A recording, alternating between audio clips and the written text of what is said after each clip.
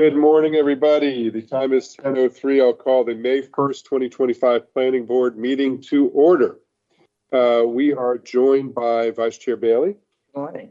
We have Commissioner Washington, Good morning. Commissioner Giraldo. Good morning. I'm Chair Shapiro. Please note that the deadline for all participant pre-registration and for all submission materials and exhibits was 12 noon on the Tuesday before this Planning Board meeting, and staff is available today on site to help with any registration or any accessibility issues as well. Moving on to today's agenda.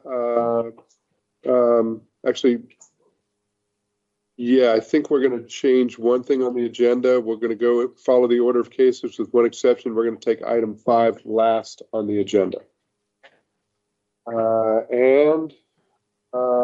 Madam Planning Board Administrator, are there any preliminary matters from you? Chair, we will need to reschedule the item 3C. That item's going to be rescheduled to next week. We're still awaiting the transmitter. Okay, all right. So then in addition to item 5 being last on the agenda, item 3C will not be heard today. We'll take that up next week. Thank you. With that, let's move on to the agenda. Item 1 on our agenda are commissioners' items. I want to start with a huge congratulations. Vice Chair Bailey and I were in attendance last night for the spring 2025 cohort of the Neighborhood Planning Academy graduation. The ceremony and the capstone project for the presentations from the participants took place last evening right here in this room.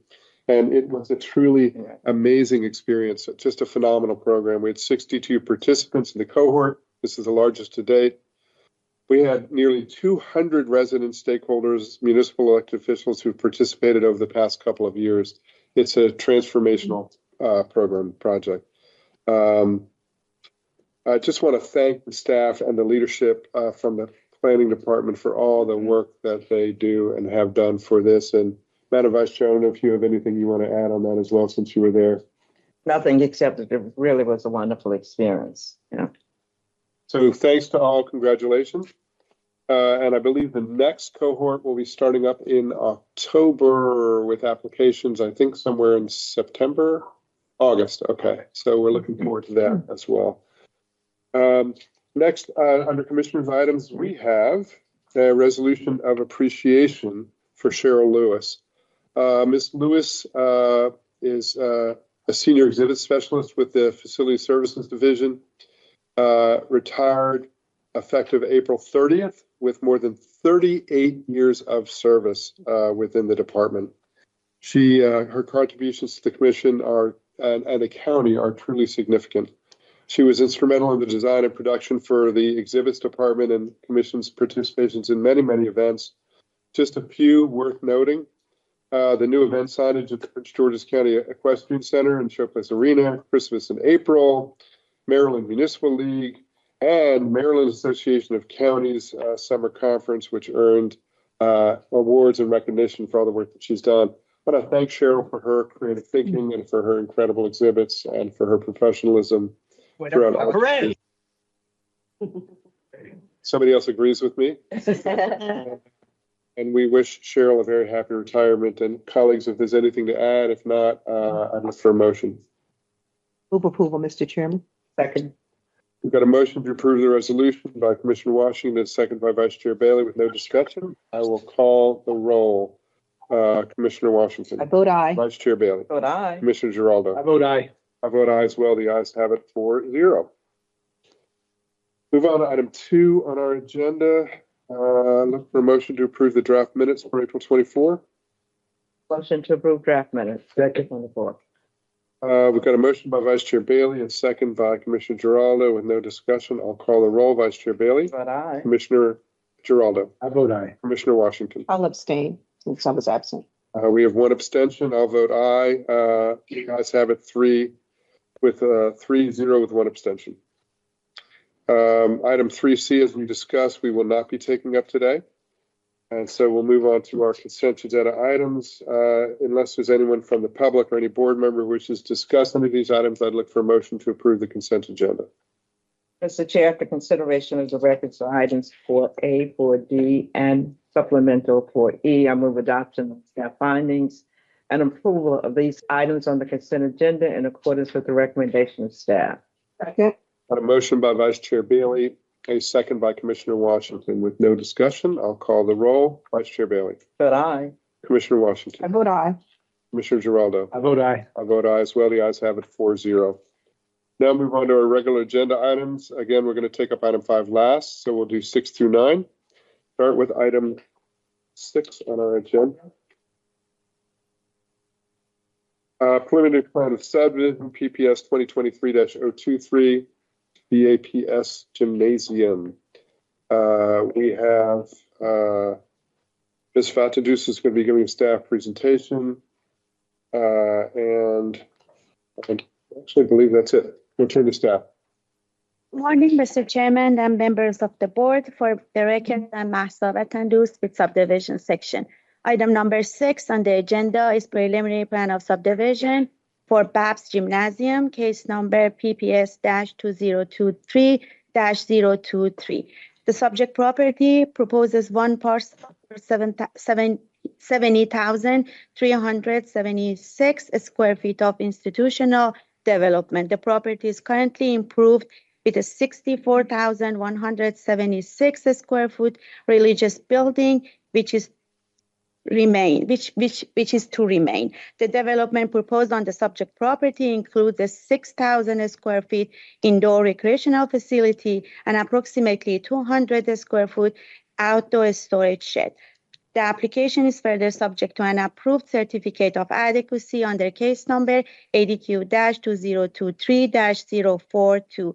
Staff has not received any exhibits or correspondence prior to the Tuesday noon deadline. Based on the findings presented in the technical staff report, staff recommend that the planning board approve this preliminary plan of subdivision PPS-2023-023 and type 1 tree conservation plan TCP1-003-2025 subject to the findings and conditions in the staff report. This concludes the staff's presentation. Thank you. Thank you, Ms. Fatandus. Do we have a representative from the applicant here or no? Okay, all right. This is an evidentiary hearing. It's a public hearing. We don't have anyone who's signed up to speak and no one from the applicant. If there's no questions for staff, colleagues, I will close the public hearing and turn to us for any deliberation or action. Mr. Chairman, I move that we adopt the findings of staff and approve preliminary plan PPS-2023-023 and TCP1-003-2025, subject to the conditions as outlined in staff's report. Second. Got a motion by Commissioner Washington, a second by Commissioner Giraldo. With no discussion, I will call the roll. Commissioner Washington. I vote aye. Commissioner Giraldo. I vote aye. Vice Chair Bailey. Vote aye. I vote aye as well. The ayes have it 4-0. Thank you, Ms. Fatandus. Move on to item 7 on our agenda. This is a zoning map amendment, ZMA 2024-002, the Market College Park. This item was continued from March 27. Planning board meeting. We have Mr. King will be giving staff presentation. Mr. Hatcher is representing the applicant. We have a few folks signed up to speak on this. This is also an evidentiary hearing. We'll spare folks in as appropriate if they're going to be speaking. And we will start with staff. Mr. King. Good morning, Mr. Chairman, members of the board.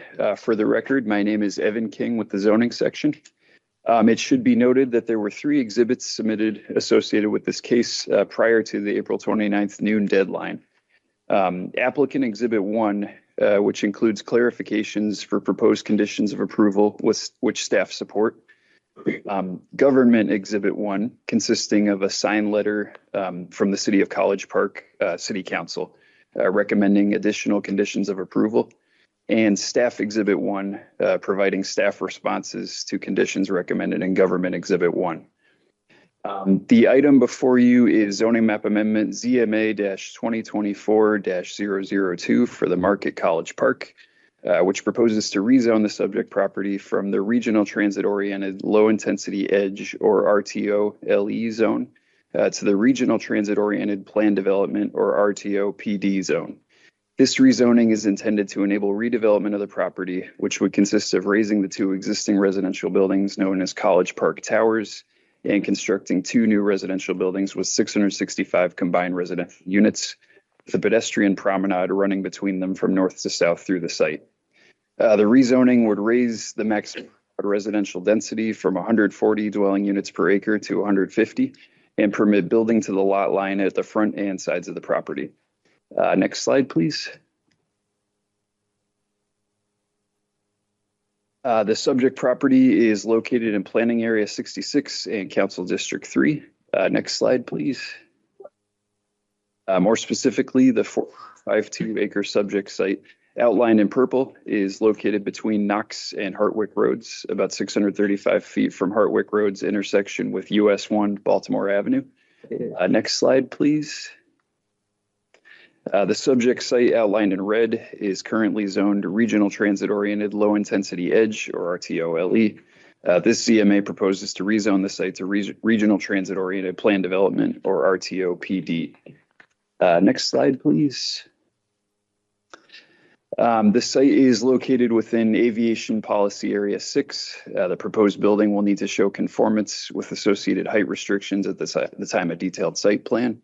Next slide, please. The site is located within the city of College Park. The purple area is within the municipal boundary, and the site is denoted by the blue border. Next slide, please. This map shows the adjacent master plan rights of way. Guilford Drive classified as a collector and highlighted in green, and US 1 Baltimore Avenue classified as a major collector and highlighted in blue are located to the south and east of the site, respectively. Next slide, please. The subject property outlined in red spans 4.52 acres and is bordered by existing campus housing, multifamily housing, and a shopping center.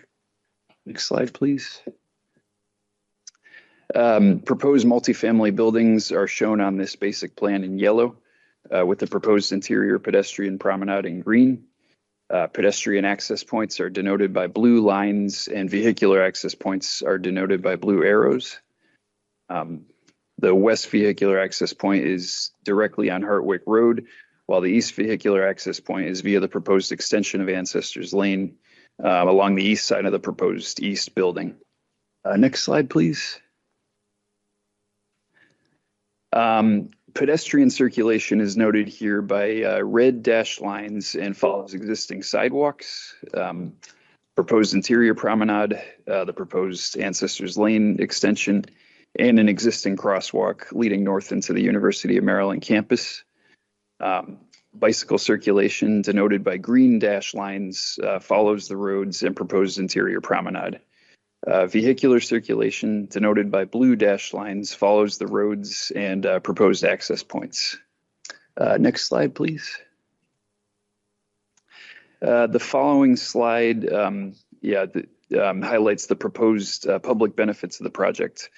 This slide depicts a more detailed layout of the proposed interior promenade, and with paths denoted in pink, vegetative landscaping features in green, and plazas in yellow.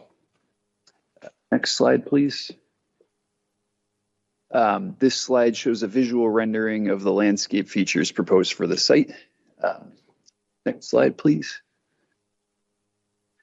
This slide shows a cross-section of the proposed interior promenade. It notes landscaping features and stairways and ramps. These are for ascending the steep portion on the north end of the site. Next slide, please. This slide shows possible placement of lighting on the site, and it also provides example photos of light fixtures. Next slide, please. And this slide shows example photos of signage, furniture, recreational features, and art in the proposed interior promenade.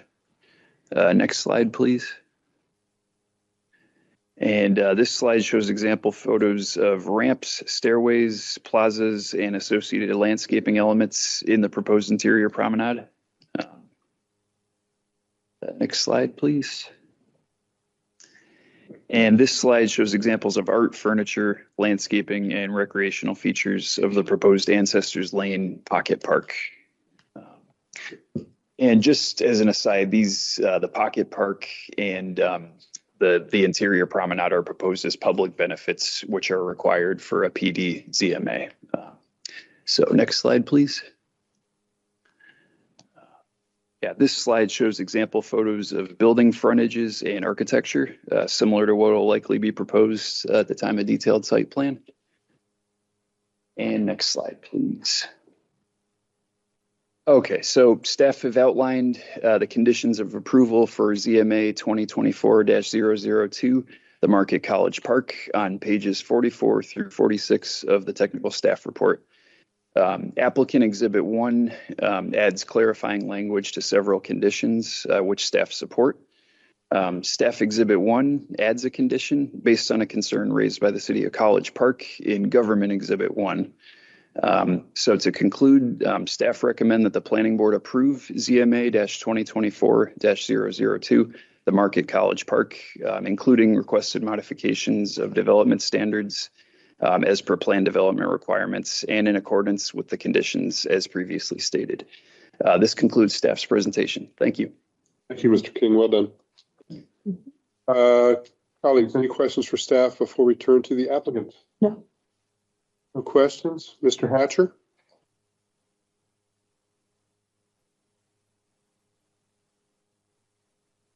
For the record, my name is Chris Hatcher with CL Hatcher, with Office and Board here on behalf of the applicant, the Market College Park LLC. And I promise you, I'll keep my remarks very short today. I would like to thank the City of College Park planning staff, as well as all the community stakeholders that have been to the numerous meetings that we've had over the course of the last year and a half on this application.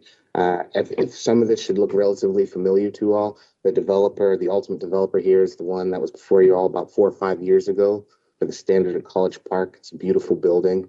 And, you know, they had such a good experience with the county and the city, and this opportunity came up. So they wanted to have a little bit more fun with you all and propose and help the city meet some of its goals in terms of the master plan and building this downtown core area.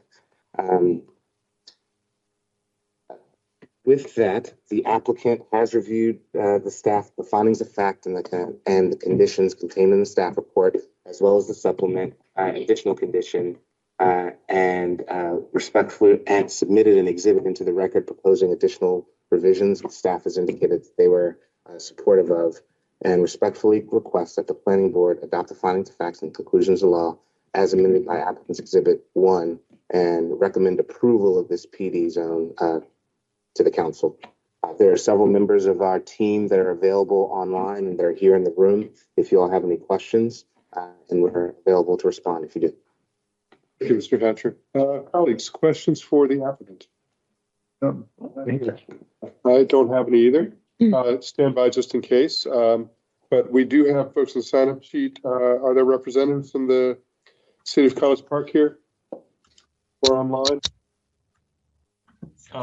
Yes, hi, can you hear me? Yes. Okay, hi. So good morning, planning members. My name is Carlos Nunez. I'm the senior. Mr. Nunez, before you go, since this is an evidentiary hearing, I need to swear you in. Okay. Is Ms. Bader going to speak as well? Shoot. Yes, I'm going to save my comments just in case, you know, Carlos, there's something missed. Okay, all right. If you can both raise your right hands. Do you solemnly swear or affirm that your testimony will be the whole truth and nothing but the truth? I do. I do. Okay, you consider yourself both under oath, and Mr. Nunez, we'll start with you. Okay. So I'm the senior planner for the City College Park regarding zoning map amendment ZMA 2024-002 concerning the Market College Park. As mentioned, the City College Park Council at their meeting on April 15, 2025 voted unanimously to support approval of the zoning map amendment at 4330 Hartwick Road and 4313 Knox Road from RTOLE to RTOPD. This support is subject to the conditions outlined in the county staff report. We have carefully reviewed this report and are in general agreement with its recommendations. To reiterate, as underscored in our letter to the Planning Board, the City Council specifically supports the 5 requested modifications from the RTOLE base zone with the following conditions.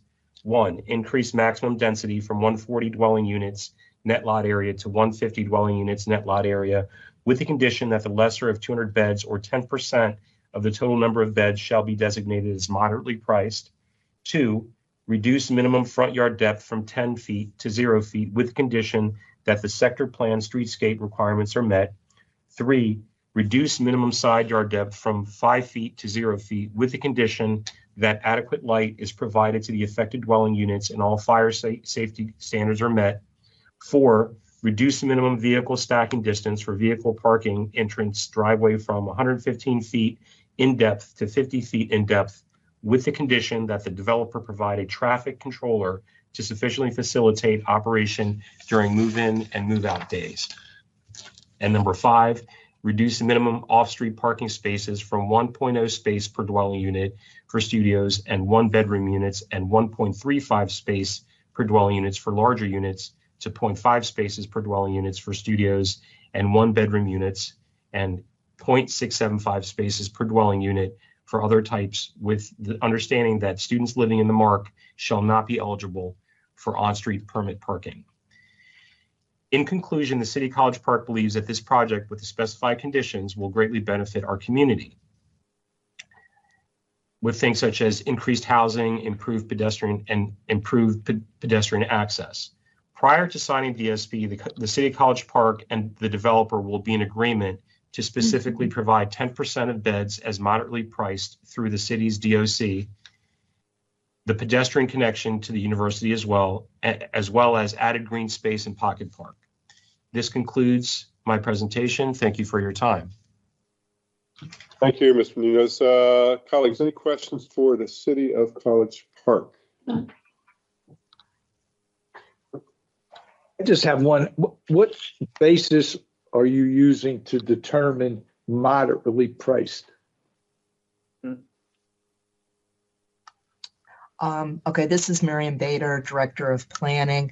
So the City Council discussed this at great length, and what we've determined is it's if the students are eligible for Pell Grants, then they would have the eligibility. In terms of determining moderately priced, it was going to be based on the market condition, and it would be a certain percentage below what the market condition is. I off the top of my head, I think it was like 30%. 30%. 30% below market rate. Okay. Thank you. Nothing Thank you. further. Thank you. There's a number of issues that you've brought up that are more relevant at the detailed site plan stage and others. But I just want to make sure that maybe I'll turn to staff, Mr. Hatcher, one or both. No concerns with anything that the City of College Park has brought forward that is relevant to this stage of the process. Did you want to take that, or I could speak? Mr. Chair, this is Sherry Connor with the Development Review Division. If I may, staff's Exhibit 1 does evaluate all of the recommendations of the City of College Park. And we don't believe at this stage of the development they are germane to the approval, or they reiterate recommendations already made by staff.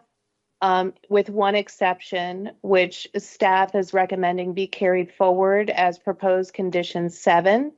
And that is also included in staff Exhibit 1. Okay. And that's to be clear, it goes nothing against all the incredible work that's been done, and just what's pertinent to this stage in the process. So, consider us we are flagged for what will come before us, assuming all the things that you've talked about. And it sounds like you're in alignment with the applicant and with our staff in any case. So it's good to hear. Yes, Mr. Chairman, to respond to that, we fully recognize that this is more appropriate at the DSP, but in the name of transparency, we just wanted to be clear with the developer. So that was made clear to the City Council too. We know that this is not the time. However, we didn't want to do any surprises. So I think it's great. I think it's nothing but productive and helpful. So I'm thankful.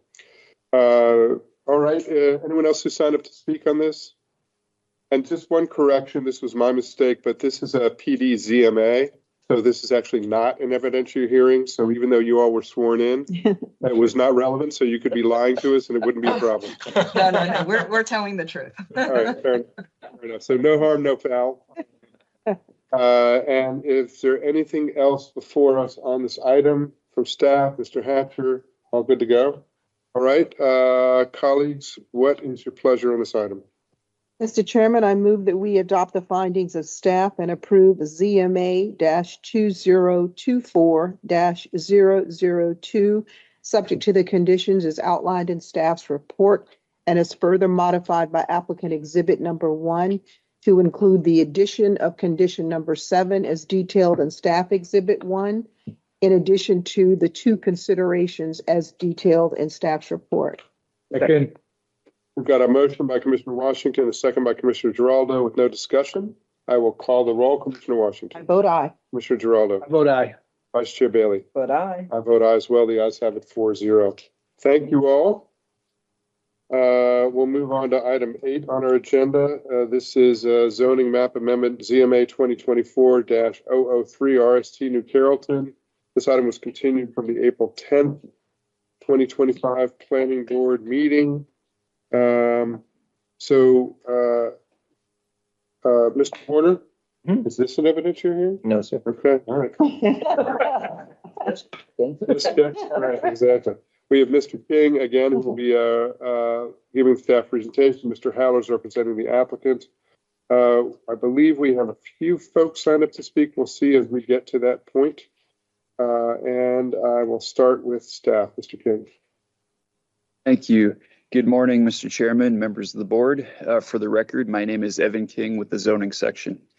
It should be noted that there were 3 exhibits provided in association with this case prior to the April 29th deadline. Applicant Exhibit 1, which modifies the language of Condition of Approval 1, and Opponent Exhibits 1 and 2, detailing public concerns about the proposed project. The item in front of you is zoning map amendment ZMA-2024-003 for RST New Carrollton, which proposes to rezone the subject property from the Neighborhood Activity Center, or NAC zone, to the Neighborhood Activity Center Plan Development, or NAC-PD zone. This rezoning is intended to enable redevelopment of the property, which would consist of raising the existing auto sales and service facility on the site and constructing a new residential building with up to 300 residential units. The legislation allowing a maximum residential density of 90 dwelling units per acre in the base NAC zone is currently being appealed. This rezoning would maintain the current maximum allowed residential density of the base zone, enabling the proposed project to move forward in the event that the legislation is appealed successfully. The rezoning also requests modifications to several development standards. These are increases in maximum allowed block length, minimum and maximum build-to lines, minimum rear yard depth, and maximum principal structure height. So with that, next slide, please. The subject property is located in Planning Area 69 and Council District 3. Next slide, please. More specifically, the 4.29 acre subject site outlined in red is located on the south side of Annapolis Road, about 400 feet from its intersection with Veterans Parkway. Next slide, please. The subject site outlined in red is currently zoned Neighborhood Activity Center, or NAC. This ZMA proposes to rezone the site to Neighborhood Activity Center Plan Development, or NACPD. Next slide, please. The site is largely paved with a wooded area on the steep slope at the rear of the site. This map shows that. Next slide, please. This map shows the adjacent master plan rights-of-way. The site directly fronts Annapolis Road, classified as an arterial. And the site is about 400 feet east of Annapolis Road's intersection with Veterans Parkway, which is also classified as an arterial. Next slide, please. The site is directly adjacent to the city of New Carrollton. The purple area is within the municipal boundary, and the site is denoted by the blue border. The rights-of-way for Annapolis Road and Veterans Parkway in the vicinity of the site are both part of the municipality, as is the fire station bordering the site to the east. Next slide, please.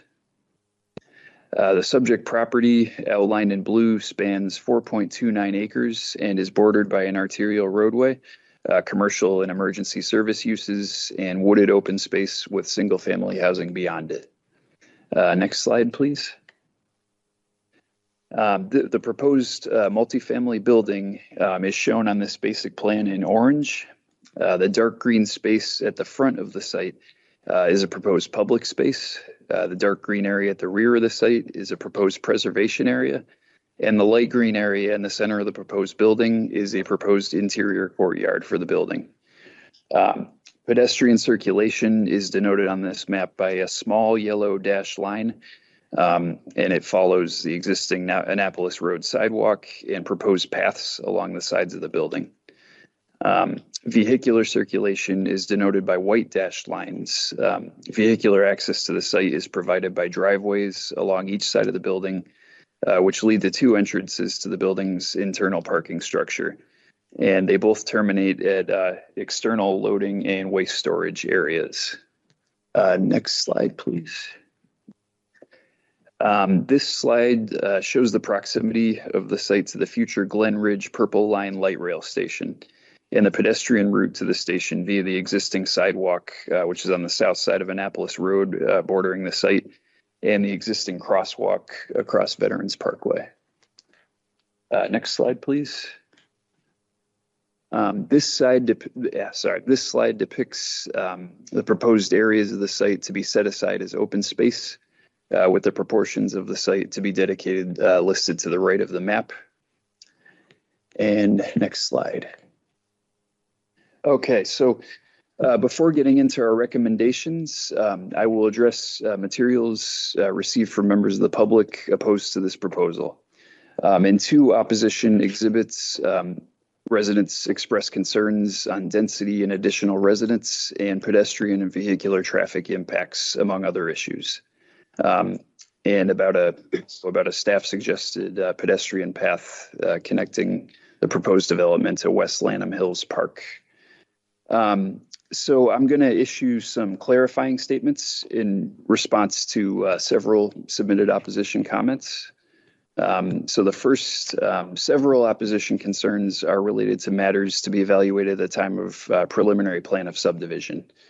Opposition Exhibit 1 expresses concerns of vehicular traffic impacts of the proposed project on the surrounding neighborhood and inquires about traffic impact studies for both vehicles and pedestrian paths. Opposition to Exhibit 2 requests traffic calming measures, sidewalk upgrades, and safe pedestrian crosswalks on roadways near or abutting the site. Staff note that these impacts will be evaluated at the time of preliminary plan of subdivision. So another topic here, Opposition Exhibit 1 expresses concerns that the proposed nonprofit or community space will not benefit the surrounding area. Staff just want to note that use of this space has not yet been determined, but that condition number 2 will ensure that 3,000 square feet of space be used for nonprofit or meeting space for the local community. And then let's see, Opposition Exhibit 1, mentions plans to remove trees and to build the suggested pedestrian path connecting to West Lanham Hills Park. So this path, it's a suggestion of staff. It's not a condition of approval, and staff are not aware at this point of any plans for tree removal associated with this path. And then Opposition number 2, Exhibit 2 discusses the need for a stormwater management concept plan. Staff note that this will be required at the time of detailed site plan. And finally, Opposition Exhibit 2 discusses height reductions in proximity to single-family residential areas. And staff would just like to note that this is a requirement and it is included in the staff report. So with that, staff have outlined conditions of approval for ZMA-2024-003 RST New Carrollton on page 38 of the technical staff report. Applicant Exhibit 1 amends the language of condition of approval 1 to say the following. So this is as proposed. The proposed project will provide affordable housing with the residential units to be rented for an average of 60% of the area median income, or AMI.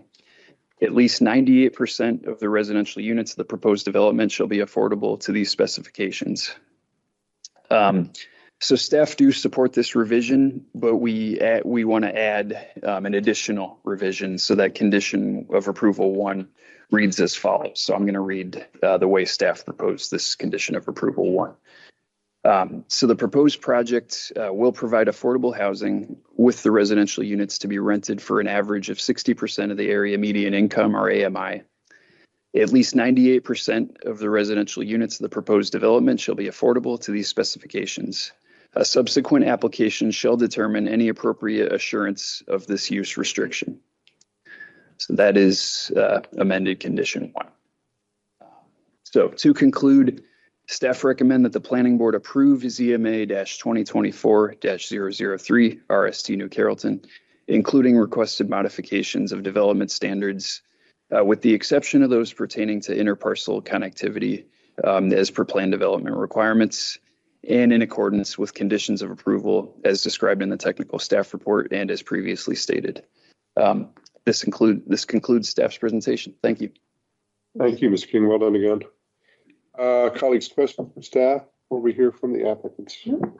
No questions. We will turn to the applicant represented by Mr. Haller. Morning, sir. Good morning, Mr. Chairman, members of the Planning Board. Thomas Haller, attorney with offices here in Largo, right next door, and happy to be here today to present this case. I really am excited about the opportunity that this case presents for the not only for the local area, but just for the goal of trying to encourage development around transit stations. This application is being proposed by RST Development, and you've seen RST before because they came to the Planning Board a couple of years ago with the redevelopment of 3 motels on Route 1 in College Park, just north of Greenbelt Road. That project was approved at the end of 2022 and at the beginning of 2023, and it is nearing completion and is getting ready to lease. And that too is an affordable housing project. This is proposed to also be an affordable housing project. That project also included an area within the building for that was dedicated to a nonprofit use. And what I would like to do before I get into my presentation, I have with me today Mr. Scott Copeland and Mr. Danny Copeland, who are with RST, and I'd like to have Mr. Scott Copeland give you a little bit of background about the experience they've had with the project in College Park and their plans with regard to the nonprofit space in this particular building. Sounds great. Good morning.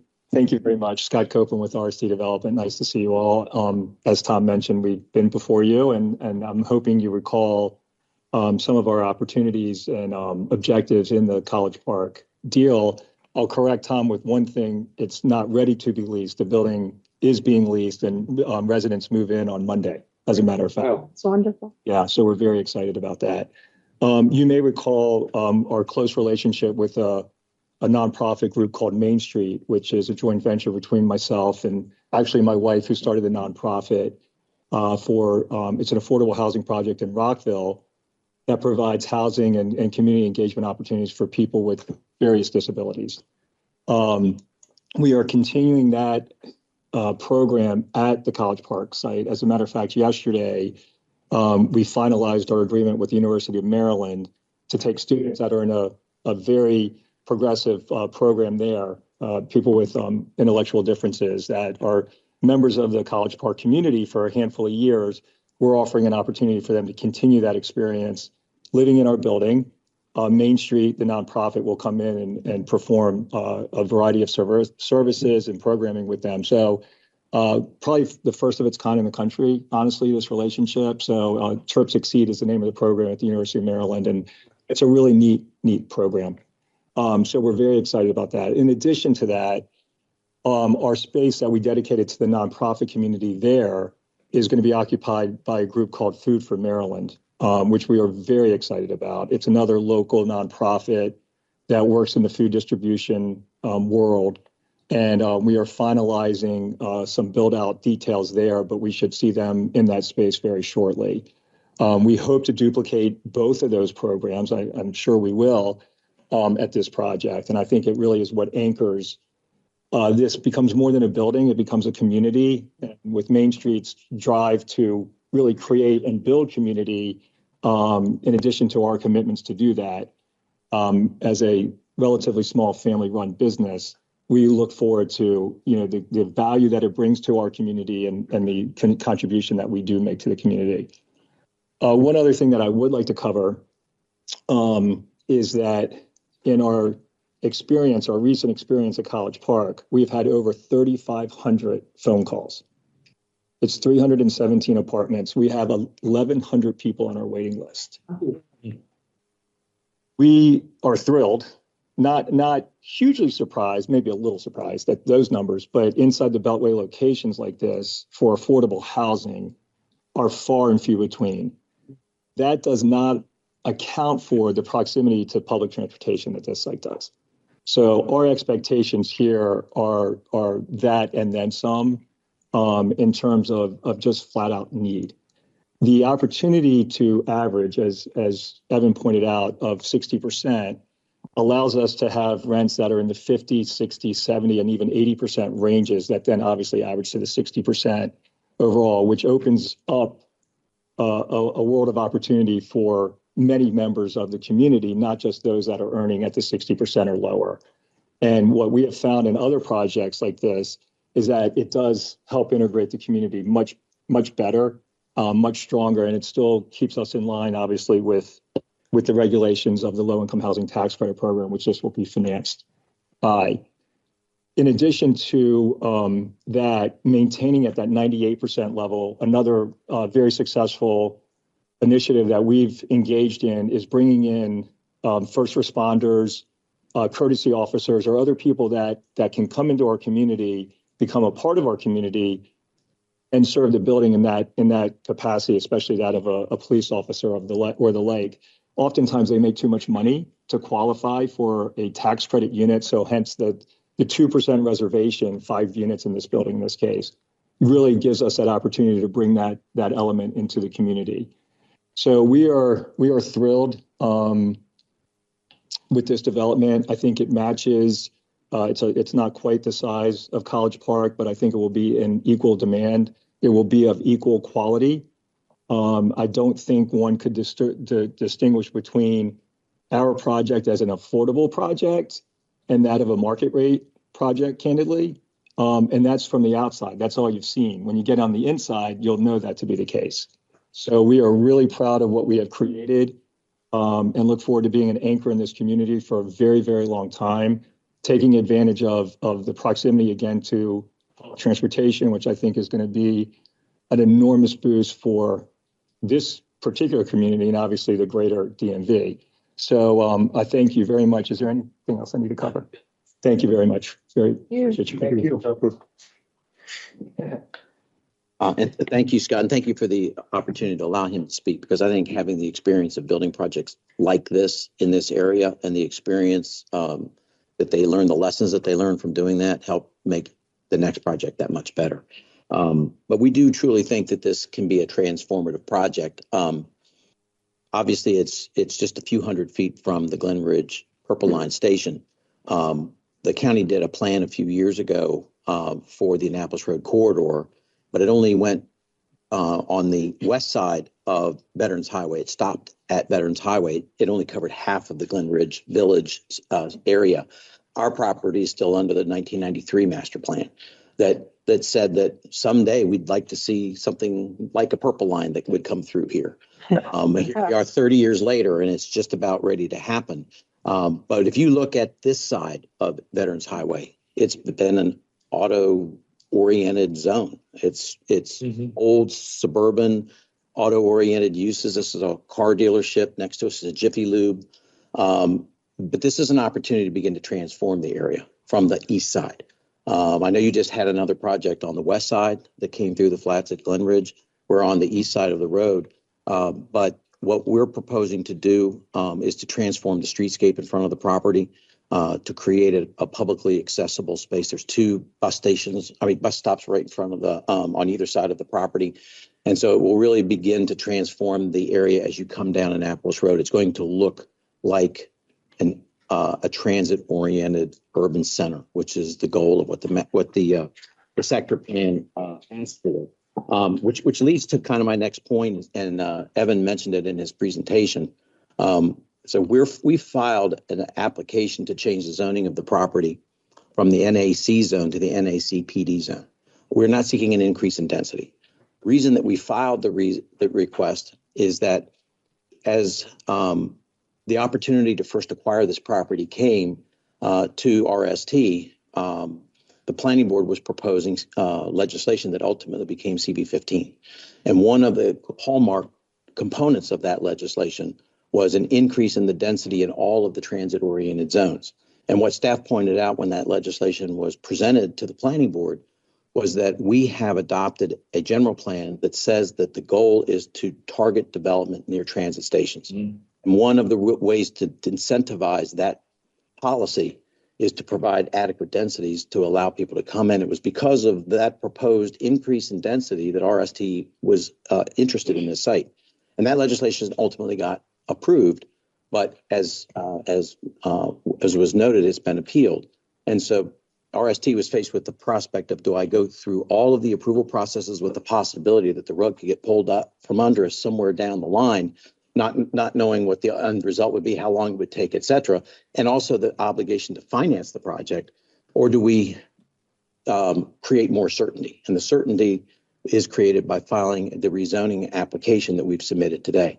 So even though the densities that we've proposed in this project are less than what's allowable in the underlying zone, the NACPD rezoning gives us the certainty of not having to worry about what happens should that legislation be overturned. I do also want to note briefly that we did request a couple of minor modifications to the standards that are referenced in the staff report on page 36. And those there are in the new zoning ordinance, when you request a PD zone, there's a table that says that certain modifications that are requested can only be approved as part of the PD rezoning. And one of the modifications that we requested, we are under the belief that it doesn't apply to us, the standard doesn't apply to us, but in the event that it's determined that it does, we've asked for a modification, and that is that the roof shape should match abutting or adjoining residential development. And the adjoining development here is the older single-family homes in the West Lanham Hills neighborhood behind us. This building is proposing a flat roof. And so even though we're more than 100 feet away and we're separated by trees, we've requested a modification to allow for modification of the roof shape. And then the other one has to do with balconies. We would like to be able to put balconies on the building, and there's a restriction on putting balconies that face the residential in the back. And so we've requested a modification of that provision. There has been a concern raised about the height of the building by one of the members of the community. And I do want to note that there is a neighborhood compatibility requirement that as you approach a residential neighborhood, that the height of the building has to step back. We are not asking for a modification of that. And we've provided a concept plan that shows that we will step the height of the building back as we go back on the property. And that is also a standard which, if it's not granted as part of this rezoning application, it can't be granted later. So we have committed to conforming to the height restrictions. But I did want to bring that issue up because I do want to make sure that it's clear in the planning board's resolution that those modifications are recommended for approval, because this is the only opportunity for which we can seek those two modifications that staff has supported.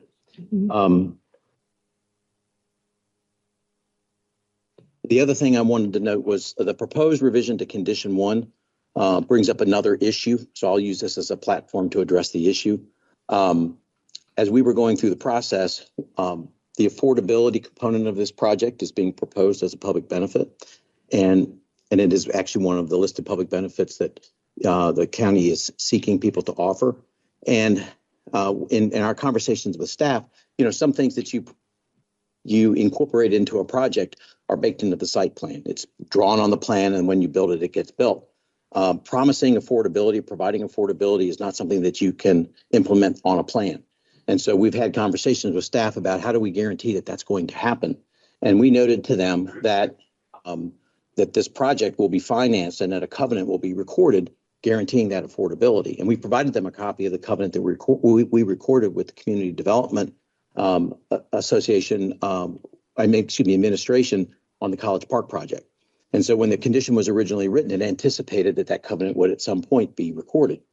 The problem is that there's a section of the code that says that any covenant that's required by the council as part of a rezoning must be recorded before the next application can be submitted. Well, the next application is the preliminary plan of subdivision, and that covenant will not be ready to be recorded at that point in time.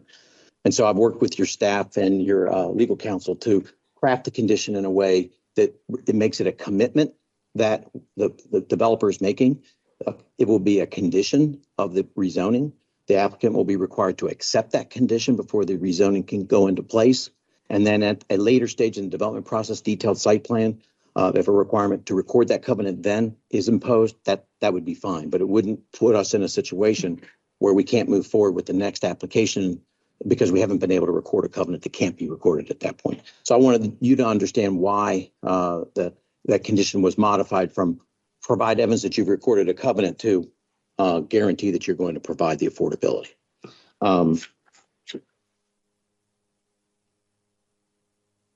And the last thing I do want to address is there's a consideration about the provision of the potential connection of a pedestrian trail. And that has also been something that the opposition has raised concern about. And I wanted to give the board a little bit more context on that. If I could ask that slide 3 be put up. So if you look at that slide, you see the property outlined in red. If you look just below the property, you'll see 77th Avenue, and you'll see a little squiggly line that runs from 77th Avenue and then moves south. Do you see that line? Right, it's where 77th Avenue. Here we go. Yeah, there it is. That's the line. That is an existing trail that extends from 77th Avenue to the West Lanham Hills Park. And that is the trail that staff has asked us to consider whether we can connect it into our property so that our residents can get down to that park. Mm-hmm. If I could ask to put slide 5 up. That's the topography. Those red lines represent severe topography. Mm-hmm. At the bottom of our site where the parking lot currently ends, there's a hole. And it would take a lot to potentially connect that. And we don't own that property behind us anyway. And so what we've indicated to staff is that we don't think we can do it. We certainly can't. Even the staff report says it can't be ADA compatible. And the community is concerned if we were to build that trail, we'd have to rip out a bunch of trees to do it. We don't think we can do it. We have agreed we'll take another look at it. But we wanted the board to be aware that we are skeptical that we could even do it if we wanted to. But I do want to note that there are sidewalks obviously in front of our property that will be improved. There are existing sidewalks that extend all the way around down 77th and along 450. So there is pedestrian access to that trail now. It's just it may not be able to be done directly from the rear of the property. So it's not something that we would be opposed to doing if it was something that was relatively simple to do. But we just want the board to be cognizant of the fact that that's a heavy lift and may not, and it probably can't be done even if we wanted to. And then I think that would conclude my presentation, and I look forward to any questions that you may have. Mr. Haller, colleagues, questions for Mr. Haller or his team? No. This time. Jerome, you okay? No, I'm good. Okay, all right. I just want to make sure I understand this issue around the trail and where staff is in. It's not quite aligned with where you are. I'll turn to you, Mr. King. Any thoughts, comments around that, or Ms. Connor? And also, I just want to make sure that's what's before us with the ZMA as well. I'm just trying to figure out. I want to make sense of this. Yeah. As far as I know, staff are in agreement with the applicant taking another look. But this is a suggestion. It's not a condition of approval. Okay, thank you. So that should address some of the community concerns as well around the trees. Okay, all right. No other questions. Let's turn to our speakers list. I have 2 folks who signed up to speak, Ms. Denning and Ms. Karam, if I pronounced that correctly. You're here. You can come forward. Both of you are here.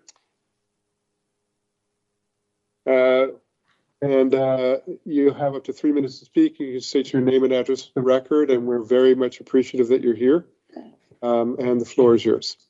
Good morning, everyone. My name is Amanda Graham, and my address is 7775 Emerson Road, Hyattsville, Maryland, 20784. I think you need to pull the mic a little bit more toward you. Thank you, ma'am. Better? Yeah, that's better. I submitted testimony, but I'm not sure if it made it to you all. It did? Did Enclosures and everything. we get it, Ms. Jones? Mr. Parsons? Okay. Okay. Then I'm a skim through my testimony. So I just wanted to make sure that my written opposition statement for ZMA 2024-003 is in the official records. And I'm asking that you guys please reconsider the rezoning of NAC to NACP for the development of another multifamily residential apartment complex, as I firmly oppose the construction of another apartment building in an already densely populated area. I resided in West Lanham Hills for 13 years and grew up in Hampton Oaks. I can attest that both of our communities have encountered ongoing challenges that stem from persistent traffic problems, Purple Line construction, modifications at the New Carrollton Metro, and the development of new residential apartments over the past 8 years. Simultaneously, construction of the Purple Line and Alta New Carrollton apartments continues to significantly impact West Lanham Hills and Hampton Oaks.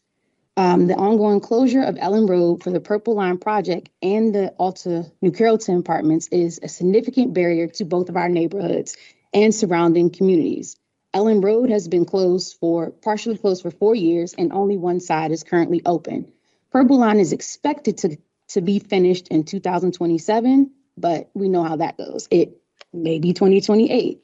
Consequently, both of our neighborhoods have damaged streets because of the prolonged closure of one of two exits from our neighborhoods, structural damage to houses, including cracks because of the relentless construction. Additionally, we have faced disruptive construction noises and restricted access to the metro without adequate signage to inform residents. Recently, we've had additional construction as of March 3rd on the following locations of Maryland 410, Maryland 295, Baltimore Washington Parkway to the Veterans Parkway on Riverdale Road, and Maryland 450 to US 50. Work is performed between 8 and 5, which already adds to traffic congestion. As you can see, construction and congestion are running themes. Furthermore, there was a traffic study done, and we have access to that traffic study, and additionally are the required agencies weighing in, such as the Maryland State Highway Administration, since those roads are owned by the state of Maryland. Also, according to the Maryland Department of Transportation, there are about 48,000 vehicles that travel daily on Maryland 450 through the intersections of Maryland 410, with an additional 110,000 vehicles that travel from that stretch of road, Maryland 410, to John Hanson Highway. To enter the proposed site, you turn right to enter and you turn right to exit. This means additional cars will be making a U-turn at the Maryland 410 intersection in front of 7701 Garrison Road. This is located at the only operational entrance and exit at West Lanham Hills. Over the past 8 years, this board has sanctioned development of 5 new apartment and residential buildings, such as the Remy, the Stella, the Margot, Alta New Carrollton, which is scheduled to open later this year, and also the Flats at Glenridge. Presently, only the Remy has 2 businesses and the Stella has 1 restaurant. So where is the accountability to ensure that these developers are doing what they're supposed to do and having these businesses for the community? Who holds them accountable to make sure that they're helping the surrounding communities? Because right now it's no benefit to either one of our communities. Additionally, there are 10 apartment complexes within a 4 to 5 mile radius of the proposed site. I'm not going to list them all because that's a lot. All of those apartments at the time of my submission of statement have vacancies. To me, this project is primarily focused on generating revenue and lacks significant benefits for our community. On several occasions, when RST development came to our community meetings, it was asked how this development would benefit the community. The responses provided were frequently ambiguous, and my question remained unanswered. I also inquired whether the West Lanham Hills community in Hampton Oaks would be permitted to use a meeting space within the structure. The response was negative. So again, I asked the board, how does approving this rezoning meet our community's needs? It does not. I would like to propose, instead of an apartment, for a grocery store or a senior community center or a daycare center be in that location, because this is what all of our communities need, and it will provide significant positive impact to all the neighboring areas, such as Landover Hills, New Carrollton, in addition to Hanson Oaks and West Lanham Hills. Also, traffic was already dense on Maryland 10, Maryland 450, and Maryland 443 prior to the construction of the Purple Line. Construction significantly increased traffic and stress for all of the communities nearby. Additionally, I just want to iterate, I know this was covered, but I want to make sure this is in my testimony and on record. The staff report prepared by Mr. King on page 27 states, the property is adjacent to West Lanham Hills Park to the south. Staff urged consideration of a direct pedestrian connection to this park, but have noted opposition from residents abutting the park. I would like to reiterate, along with other West Lanham Hills residents residing closest to the park, they are strongly opposed to the creation of a connecting path. Our community has diligently worked for years to ensure that the West Lanham Hills Park is safe, closes at dark, and remains free of crime. Also, it is noted again on page 29 of Mr. King's report, residents of the area have expressed opposition to this connection. Also, in a memorandum dated March 10th from the Community Planning Division, it is stated the applicant has provided evidence of traffic impacts and analysis of the new residential development. The request for access to this traffic impact analysis for community review and input is reiterated. We have not received it or have seen it. Also, the environmental planning memorandum dated March 7th, 2025, it is recommended that the woodland conservation remain at 15%. Tree preservation is crucial. Previous maps of the proposed area were reviewed, but it's uncertain whether anyone from the Environmental Planning Division conducted an on-site inspection of the trees adjacent to the proposed site or West Lanham Hills Park. Such an inspection would reveal that the trees slated for removal to build a path which residents strongly oppose are home to a significant number of wildlife, including deer, foxes, rabbits, gophers, and beavers. The removals of these trees would adversely affect already displaced wildlife due to ongoing deforestation in our surrounding areas. While it's understood that times are challenging, this does not justify the ongoing neglect of residents and excessive development of additional complexes in our community. The county asserts that development is beneficial for the community, but this is not always accurate. In this instance, it is not beneficial. When will the hardworking citizens be genuinely listened to and heard, rather than dismissed in favor of financial incentives and tax breaks? I respectfully request that the board considers the concerns raised in my testimony and rejects this rezoning and project. West Lanham Hills and Hanson Oaks have faced more than enough challenges, and there is no significant justification for another financial incentive that does not positively contribute to our surrounding communities. Strongly opposed, me, Amanda Cran. Thank Thank you for listening. Thank you. Well done. Ms. Coran, before you go, just a couple quick things that I want to make sure that you know that we're hearing you on this. So a few things that you talked about. One is related to the path. I just want to make sure you hear loud and clear that was essentially a suggestion by staff. It's not a condition, and so there's certainly we've heard loud and clear that that's not something that you all are interested in. Yeah. And the developer doesn't even think if this is approved, they don't even think they can pull it off either. So hear you loud and clear on that. The other thing is in terms of a process, a number of the issues that you talked about related to traffic, and I think you know this too, but I just want to state for the record that those are things that, depending on if and how this moves forward, those are things that will be taken up at the preliminary plan of subdivision, where there will be a whole process around transportation adequacy. Okay. And Mr. King, let me ask you or Ms. Connor or somebody, the public involvement or the transparency around that adequacy process, because I just want to make sure that it is appropriate that they're getting the information they need as we go through that process. Yeah, I'm afraid I am less familiar with this part of the review process. But if someone would like to, Mr. Fowler actually may have thoughts on that too. So I'll make sure we get that answer for you as well. And let me think if there's anything else that you said. One thought when you were talking about the kind of public benefits and the things that benefit the community, my experience of West Lanham Hills is that there's a lot of seniors that are living in the community. That's still the case, I'm assuming. Yes, that's why I proposed the senior community center instead of another apartment because it's greatly needed for them. We have a lot of retirees and seniors that are looking for resources in their areas. So Well, I'm wondering, and we'll talk about this with the applicant as well. Might there be a conversation about the kinds of nonprofit activities that could actually benefit seniors in the surrounding area as well as in addition to the residents of the building? So I'll be sure to bring that up as well, okay? thank you.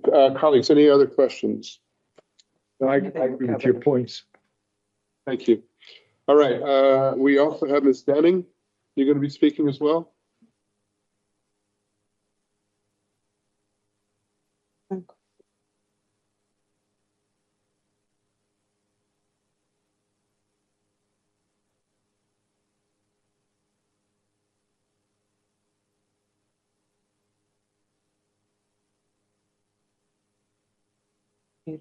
If she wants to use that table, it's easier for her. Is it easier for you to sit down? No, it's actually easier when I'm speaking to stand. Okay. But I appreciate it. Yeah, thank you. You can introduce yourself, name and address to the record, and we'll give you up to 3 minutes to speak, and a little bit of latitude if you have a bit more mindful of the time, but we're interested in hearing what you have to say. Thank you. My name is Alicia Denning. My address is 7743 Emerson Road, Hyattsville, Maryland, 20784. Standing, let me just say one thing from a process perspective, and this goes to Mrs. Karma Cramp. Both of your exhibits are in the record. So just to be clear, and we had staff check the list, so I want to make sure you know that they're in the record and we have access to them. But go ahead, Ms. Cramp. Okay. Yes, I noted that Mr. King addressed some of my comments that were submitted, but I want to reiterate some of those and add a few points. So I want to say thank you for allowing us to engage in this process. I myself am a public servant, and I thoroughly enjoy, serving my community and my country where needed. And the public engagement aspect is oftentimes underappreciated. So I really appreciate that I can be here to speak and submit my materials. So first, I am mostly opposed to this rezoning. Like Ms. Karam, I don't think that it is necessary in the proposed plans. I think that with this density that's proposed, it will exacerbate some of the already existing issues that we deal with in West Lanham Hills specifically. West Lanham Hills has been here since 1984. We are an anchor for this area. So the developer, I can't recall his name now, but I wrote it down somewhere. He said that he had a desire to become the anchor for this area. West Lanham Hills already is. Like I said, we have residents that have been around for, 50, 60 years. We have a rich history. We band together when necessary. We look out for each other. And to find a community like that is difficult. To incorporate new aspects into that community is difficult, but not impossible. I think that the 90 units per acre that is proposed, I understand the litigation and the aspects there is a little bit much, right, to actually implement and accomplish the type of community involvement that you're looking to do, right? I think that something more appropriate would be the 30 units per acre. I think that the height is concerning. The balconies that are suggested are also concerning, considering that there are, lower height residential homes right next to it. And if you aren't familiar with the area, I highly recommend that you take a walk through that path and that park. I walk it once a day when I have this thing on, very slowly, twice a day when I can. And so to that effect, I am here to talk about three main things. So I want to talk about traffic, trash, and stormwater. Am I really at my 3 minutes already? Let's give you another minute. Okay. There's no way I'm going to get this all done in a minute. But Well, if you want to, the thing that I think we have not heard about is the questions around stormwater. And we have heard around traffic and the others. Perhaps you could talk about that. they are related. And so the biggest concern being in addition to the vehicular traffic, that the assessment that was proposed in the plan, it only addresses kind of vehicular and pedestrian walkways to the Glen Ridge station. It does not address any sort of pedestrian pathways through the neighborhood, which are inevitable because, through the neighborhood, you have New Carrollton, Amtrak, Metro, Purple Line, eventually. And hopefully we can fill some of those vacancies in those apartment complexes and we would have some other amenities, right? So with increased foot traffic also comes an increase in trash. Our trash resources are already inadequate. Trash pickup causes an absolute mess.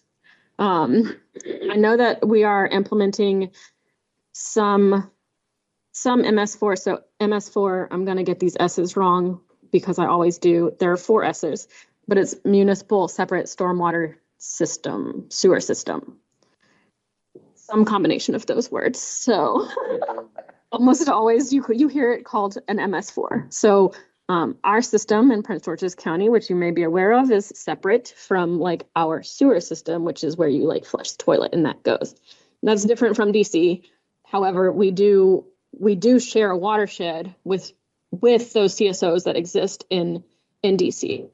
And the Anacostia and the Chesapeake Bay both have trash TMDLs. So with the increased foot traffic and the increase in population, we're going to see an increase in trash.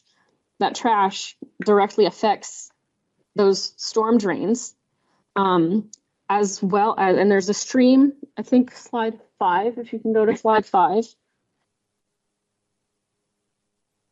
There's a stream right at the back of this property that, you can kind of see, is it slide 5?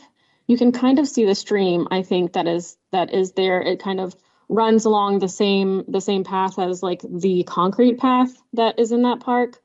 That stream eventually reaches the Anacostia, which eventually reaches the Chesapeake Bay. Again, they both have trash TMDLs, among others. And TMDL is a total maximum daily load. It's essentially a pollution diet, if you will.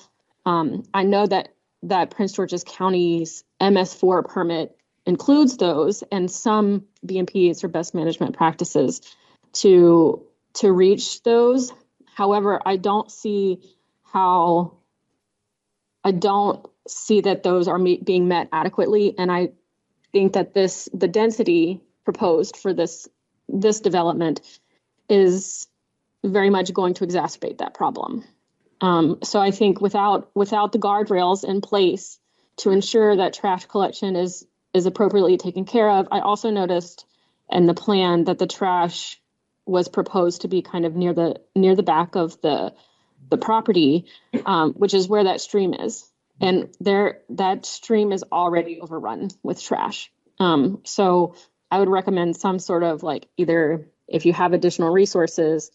My thought was also that, if we have say so in what kind of NGOs are considered for this development, that it be some sort of environmental NGO, that they have to host, a monthly environmental club. They go out and pick up trash, right?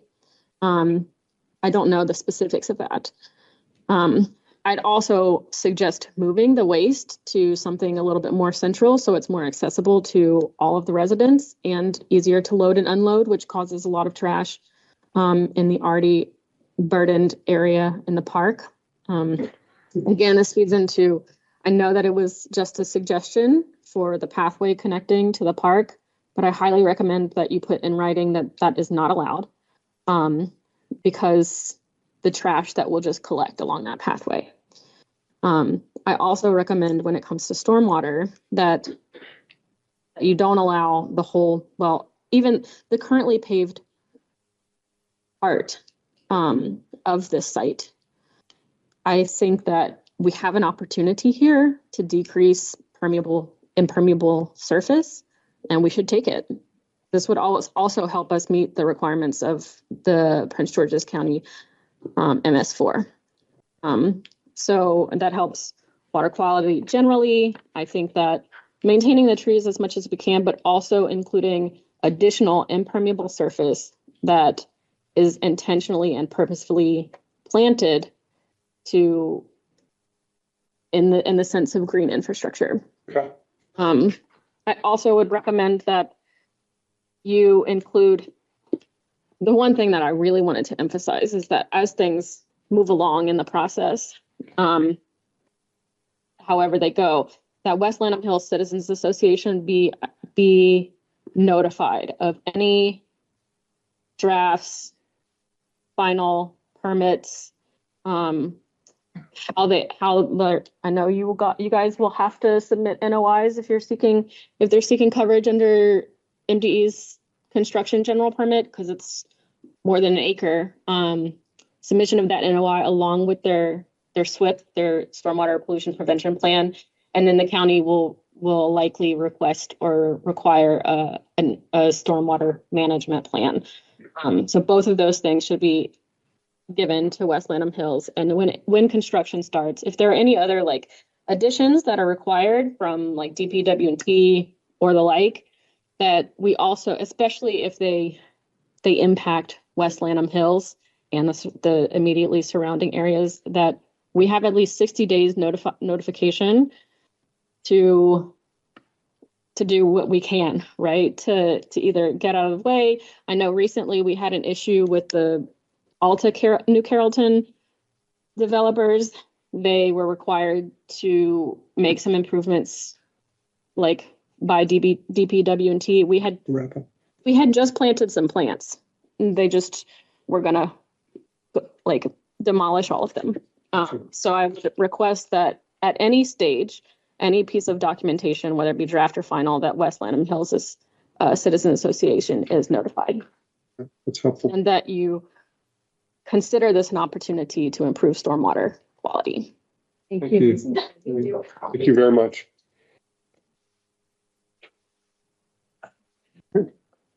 Chair Shapiro, might want to remind them that their association needs to be registered to get those notices. Right. So there's a formal process to make sure that you get all the notices that are needed, and we'll make sure the staff works with you to make sure you're appropriately registered. You may already be, but we're already registered, but we don't get notified on that level. So I think there's just like kind of a basic level of notifications, but we aren't necessarily given there when it comes time to do your detailed site plans. We would like to be considered in that effort, and any conditions that are added by the suggestion of. I appreciate that understanding. Let me actually ask Mr. Haller if you want to come forward and address some of these issues. It might be helpful to hear. Again, recognizing that a lot of this is not pertinent to the ZMA, but it's still, we have an opportunity, we have a forum, and just even if for a few minutes, it'd be helpful to hear you address some of this. Well, again, for the record, Thomas Haller, and I do want to say, I mean, everything that has been raised by the members of the community are totally legitimate issues. I mean, one, for example, I remember when we went to our neighborhood meeting. You move your microphone. I'm sorry. No. When we went to the neighborhood meeting, I said to them, you must be sick and tired of all this construction. I mean, anybody that's driven through there in the recent past, I mean, I know that it's a sign of progress, but if you're living in the middle of it, it doesn't feel like progress. And so the construction work on 410, the work around the metro station, Ellen Road, all of that construction, it's disruptive, and we understand that.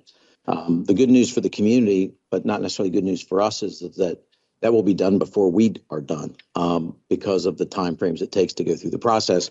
But having said that, all those concerns are legitimate. So, and I think the board is aware of a lot of these things. But for example, on the issue of traffic, there are transportation review guidelines require different levels of review at different stages. So at this particular point in time, for the zoning map amendment, what they require is, would the rezoning of this property create an adverse impact on the roads compared to what you could do under the underlying zone? And compared to what we could do under the underlying zone, we're actually proposing less density. So it wasn't an issue in this particular case, but at the preliminary plan of subdivision stage, we have to do a full traffic study. Right. And that will be reviewed. Now, with regard to the chairman's question, the ADQ process that we go through, the adequacy process, is an administrative process, but we have no issue with sharing our traffic study with members of the community, which gets to the issue of community engagement and participation. As we go through the processes, we are required, for example, as part of the preliminary plan of subdivision process, to file a stormwater management concept plan. And we are required under the code to provide notice of the filing of that plan within 7 days of filing it. So that's going to be provided to anybody that's on the list that we're required to send notices to. And then we will also, send notices out before we file the application. We'll have another neighborhood community meeting, and we'll continue to engage with the community association as we go through. In addition to the mandatory neighborhood community meeting, Danny Copeland attended the West Lanham Hills community meeting. So we're more than happy to continue to be engaged. And that, again, happens at the time of the detailed site plan as well. And then the other thing is that the redevelopment of this site does also present an opportunity with regard to the concerns about stormwater management. This site was built without any real stormwater management, and it's an automobile dealership. It's a hot spot. We know it's got some contamination on it. We will be cleaning this up, and we will be installing stormwater management under the current environmental site design guidelines. So the end result of the redevelopment of this site is going to be a better from a stormwater management standpoint, both in terms of quality and quantity than exists today. We're required to do that, but it is one of the advantages of a redevelopment, and particularly of a redevelopment of a site like this, which had a use on it, which is historically known to have some issues associated with it. So there will be many opportunities for public engagement as we move forward, and many opportunities for site improvements. One other thing I wanted to mention, and this came when we met with the community, we are required as well to do a BPIS, a bicycle pedestrian impact study. And when we met, when we were looking at the site and thinking of, well, what offsite improvements could we do that would improve pedestrian circulation in the area? When you look at the site, you immediately think, well, we got to get people from here to the Glenridge station. But when we met with the West Lanham Hills, they said, well, people are going to walk to the metro station. We've got gaps in our community that could be fixed. And so we said, that's a perfect opportunity for us to work with you. If there's gaps there's opportunities for pedestrian improvements, maybe the BPAS funds are better spent there than they are spent between us, and depending upon what Maryland Transportation Authority does with regard to the final improvements around 410, and they're going to be making sure that people can cross the street safely and all those things. So at the end of the day, our funds may be better spent in their community than right along the front of 410. So that's something that we promised them that we would look into when we do that study, and be able to get suggestions from them about where there might be possible gaps in the pedestrian network that we can improve. One last question for you or for either the Copelands is this issue around the kind, and again, not particularly pertinent to this stage, but the issue around the kinds of nonprofit organizations that can be there, and if there's a specific way to work with the community around addressing some of their needs, something that's connected to aging in place, something that's connected to environmental issues. I think these are excellent suggestions that might, feel more like a direct benefit to the neighboring community. And certainly will. And I do want to share too, in terms of our working with your staff. Our goal and our plan is to bring in a community-based organization that would be something that would be a benefit to the surrounding community. But we don't have one identified yet. And so we did have a concern or express a concern with staff about, we don't want the space to ever be empty. And so staff recommended, and we agreed that, and that's what's reflected in condition 2, that if for some reason we can't find an appropriate nonprofit organization, we will create a community meeting space that everybody in the community can meet in. We will manage it. We will finish it out, and it will be available to the public. So it's a matter of finding what the best fit is. And if we can find a nonprofit that fits that goal and provides that benefit to the community, we will do that. But either way, it will be something that will be beneficial to the community as opposed to renting it out as a for-profit retail use. Okay. Thank you. All right, colleagues, other questions? Okay. There's no one else who signed up to speak on this. If there's no more questions for staff or the applicant, then what is your pleasure on this item? Mr. Chairman, I move that we adopt the findings of staff and approve ZMA-2024-003, subject to the condition as outlined in staff's report, and condition 1 as modified by applicant exhibit number 1, and condition 1 as further modified by staff and as read, and the amendment as read into the record by staff, in addition to including the consideration in staff's report.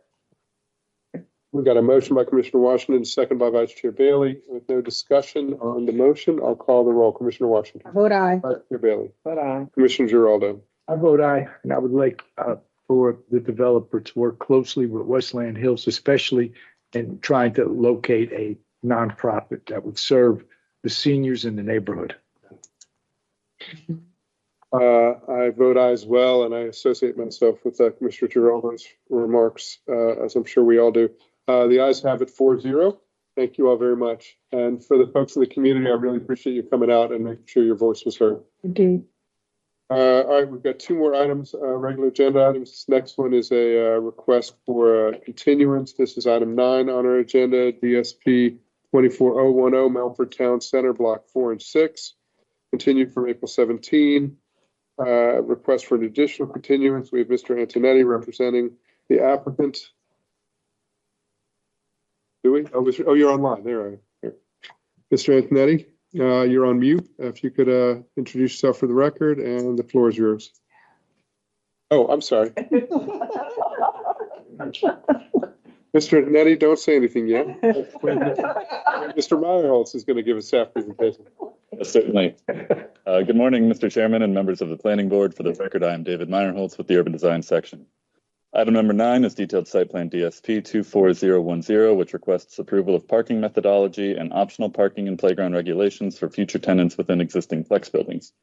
In an April 29th memorandum to the Planning Board, the applicant submitted a request for a continuance of the Planning Board hearing from May 1st, 2025 to May 29th, 2025 to allow for further coordination between staff and the applicant regarding appropriate conditions of approval related to parking methodology. Urban Design staff recommend that the Planning Board approve this continuance request and schedule the case for the May 29th meeting. This concludes staff's presentation, and thank you very much. Thank you, Mr. Meyerholtz. Mr. Antonetti. Good morning, Mr. Chair. Can you hear me? Yes, we can. Thank you very much. I don't have much more to add. Again, Robert Antonetti with the law firm of Shipley and Horn here on behalf of the applicant. We appreciate staff working with us to further analyze the flex space parking calculations. That's what this additional time is for. We look forward to presenting on the May 29th hearing if this continuance is granted, and we thank you for your consideration of this request. Thank you, Mr. Antonetti. Colleagues, any questions for staff or the applicant? None. Is there a motion? Mr. Chairman, I move that we approve the request to continue DSP-24010 to Planning Board hearing date of May 29, 2025. Thank you. Got a motion by Commissioner Washington and a second by Vice Chair Bailey. With no discussion, I will call the roll. Commissioner Washington. I vote aye. Vice Chair Bailey. Vote aye. Commissioner Giraldo. I vote aye. I vote aye as well. The ayes have it 4-0. Thank you, Mr. Antonetti. Thank you, Mr. Meyerholtz. Glad you could do the staff report. Thank you. We'll move on to item 5 on our agenda, which is our last regular agenda item. This is preliminary plan of subdivision, PS 2024-020 Eastgate Shopping Center. Mr. Foreman is representing the applicant. Ms. Vatendus will be giving a staff presentation. This is an evidentiary hearing. So we'll swear folks in at the appropriate time if we have folks who signed up to speak. I do see that we have some folks who signed up in opposition. I will start with staff. Ms. Vatendus, the floor is yours. Good morning, Mr. Chair and members of the board. For the record, my name is Mahsa Vatendus with the subdivision section. Item number 5 on the agenda is preliminary plan of subdivision for Eastgate Shopping Center, PPS-2024-020. The subdivision proposes 3 parcels for development of 32,230 square feet of commercial development, of which 25,905 square feet is existing. This preliminary plan of subdivision is supported by an approved certificate of adequacy, ADQ-2024-044. The property is subject to a previous preliminary plan of subdivision 4-01067, which approved 3 lots and 1 outlot for development of commercial shopping center. The property is currently improved pursuant to the prior preliminary plan with an existing center with 25,905 square feet of gross floor area. The current PPS, if approved, will supersede PPS 4-01067 for the subject property. Before I begin, as a matter of housekeeping, 2 additional items of back cover submitted prior to the noon deadline on April 29, 2025, including applicant's Exhibit 1, which includes an approved stormwater concept plan and request for revisions to findings and conditions of technical staff report, and opponent Exhibit 1 submitted by the Office of Macy Nelson in opposition to this preliminary plan, which will be discussed further in my presentation. Next slide, please. The site is located in the north part of Prince George's County within Planning Area 70 and Council District 3. Next slide, please. More specifically, the site outlined here in red is located on the south of MD 193 Greenbelt Road, west of its intersection with MD 564 Lanham Severn Road. Next slide, please. The zoning map shows that the site outlined on this slide in black is zoned commercial, general, and office, CGO zone. Next slide, please. The site map shows that the site outlined in purple and indicates the topography on the site. Next slide. The master plan right-of-way map shows that the subject site has frontage along master plan Greenbelt Road, which is classified as arterial roadway, Lanham Severn Road, and Eastgate Drive as selected roadways. Next slide, please.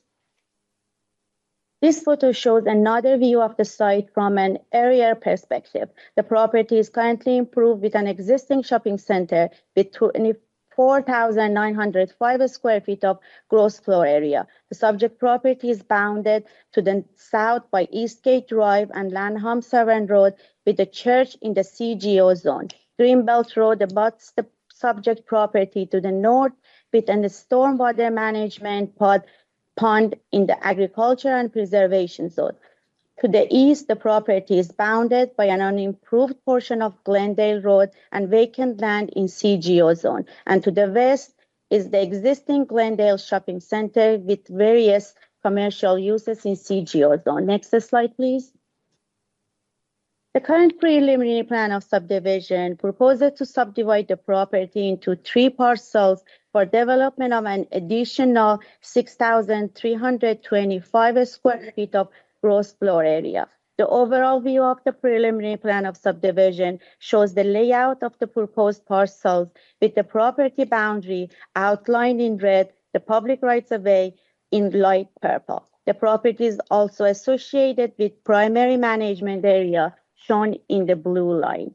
This preliminary plan of subdivision is associated with an approved certificate of adequacy, ADQ-2024-044, which was approved in accordance with Section 24-4503 of the subdivision regulations to ensure that infrastructure necessary to support proposed development in accordance with established level of service standards for public facilities are adequate, including transportation, pedestrian, and bikeway adequacy, and fire and rescue facilities. Next slide, please.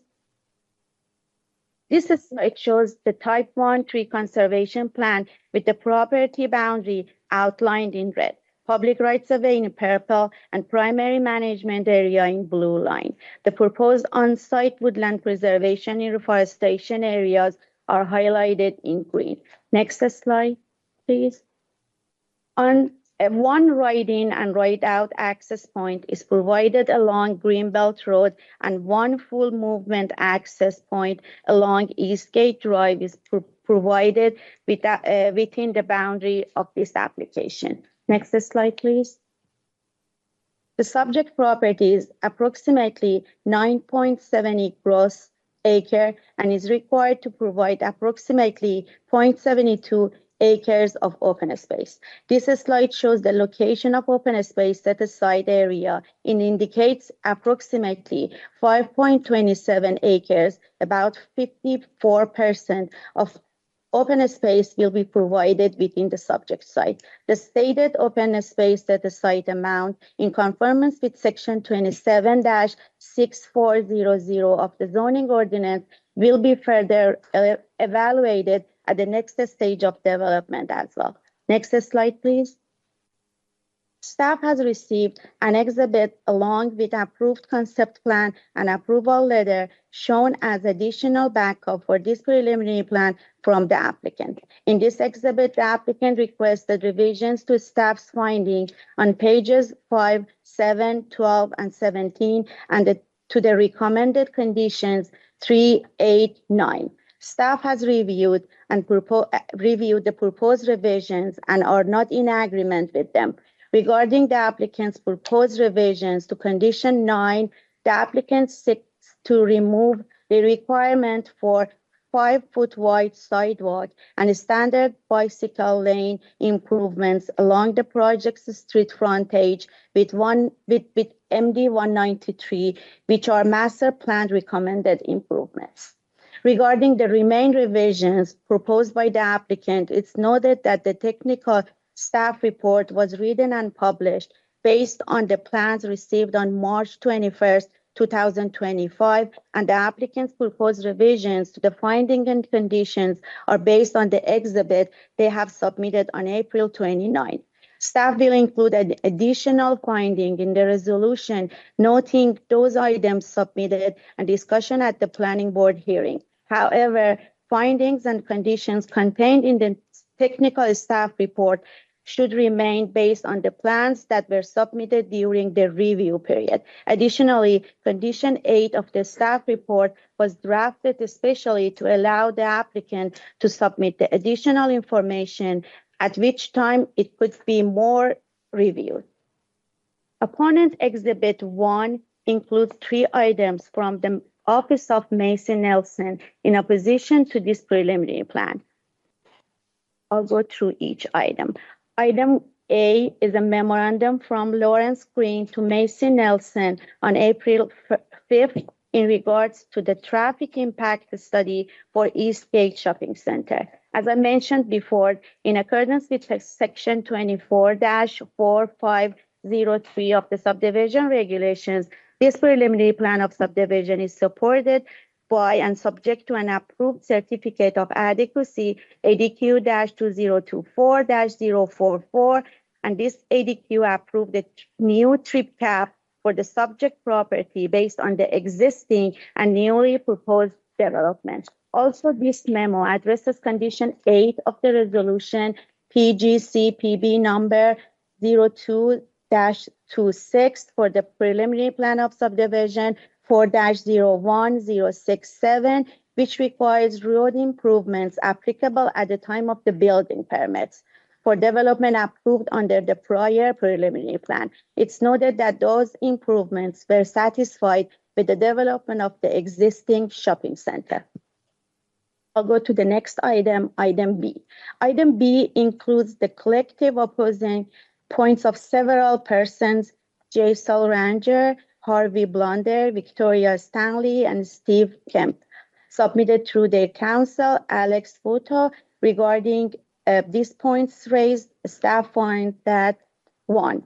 On page 1 of the opponent argument, it's mentioned that the preliminary plan violated section 24-3402 E to C of the subdivision regulations for the subdivision of the property. This section of the code speaks to the required findings for approval of a final plat of subdivision, and it's not applicable to this case. As noted in the technical staff report, this application is for a major preliminary plan of subdivision, which proposes new lots in accordance with section 24-3402B3 of subdivision regulations. And nonetheless, issues raised include findings of conformance to subtitle 27, include landscape, tree canopy coverage requirement, it should be noted that all provisions of subtitle 27 is not applicable at this time of the preliminary of subdivision because the preliminary plan is not approving elements such as landscaping, building, and building design. And all these items will be reviewed for conformance to subtitle 27 at the time of the site plan review. Next, concern number 2 on page 4. It's raised that the preliminary plan of subdivision is not consistent with general plan and other applicable items. In response to that concern, I should say that the conformance with all the applicable approved plans as required in accordance with subtitle 24 are discussed in the technical staff report, and this can be found in the community planning findings on pages 6 and 7, environmental findings on pages 12 to 18, and transportation findings on pages 8 and 9, and also public facilities on page 10 of the technical staff report. Next, concern number 3 on page 7 of applicant's exhibit. They also raised concern regarding the approved concept plan that doesn't include the proposed car wash. This matter discussed on page 8 of the technical staff report and recommended condition 8 of approval to address this concern. And I should note that the site does have a stormwater concept approvals, which will be updated. Number 4, in response to concern 4 of the opponent exhibit on page 8, regarding the project not conforming to the 2024 Woodland and Wildlife Conservation Ordinance, staff notes that the project has an existing grandfathered TCP under the prior Woodland Conservation Ordinance. The TCP1 provided with this preliminary plan shows no additional clearing with this case and resulting in no major revisions to the previously approved TCP. Concern number 5. In response to that concern mentioned on page 9 of the opponent exhibit regarding identification of off-site woodland credits, we should note that the previous approved all the implemented TCPs and the revised TCP1 for this case showed the use of off-site woodland credits. The use of off-site woodland credits is only approved at this stage of the process, and the location of those credits will be determined prior to permitting. The concern number 6 on page 10 of the applicant's exhibit is what mentioned that determination of staff that the detailed site plan approval is not required is incorrect.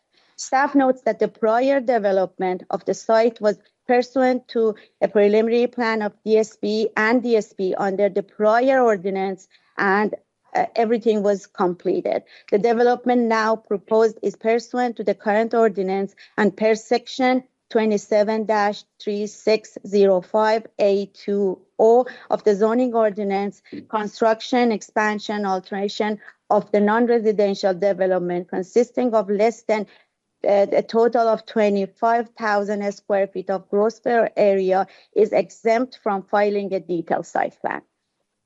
Concern number 7. In response to that concern mentioned on page 12 of the opponent exhibit regarding cross-access feasibility and a transportation memo in the backup, staff report addresses infeasibility of cross-access to the east of the site due to environmental constraint on page 9, and further sets forth in the staff recommended findings and conditions taking into account that all collective factors applicable to the site and should be referred for the recommendation rather than individual referrals in the backup. As stated, the proposed development doesn't require the detailed site plan approval, which has been accounted for the conditions of the approved ADQ and those contained in the technical staff report. Concern number 8, and in response to that concern on page 13 of the opponent exhibit, this again cites disagreement regarding the traffic study. However, the traffic study is not under review with this preliminary plan of subdivision. Concern number 9, raised regarding tree canopy and landscape manual requirement on page 13 of the opponent exhibit. And I should say that compliance with those requirements will be evaluated at the time of the site plan review. Concern number 10, in response to MPI request mentioned on page 15 of the opponent exhibit regarding request and receipt of referral memorandums for this case. It should be noted that MPIA requests were submitted prior to approval of the technical staff report and the ADQ, and which time these memorandums are finalized.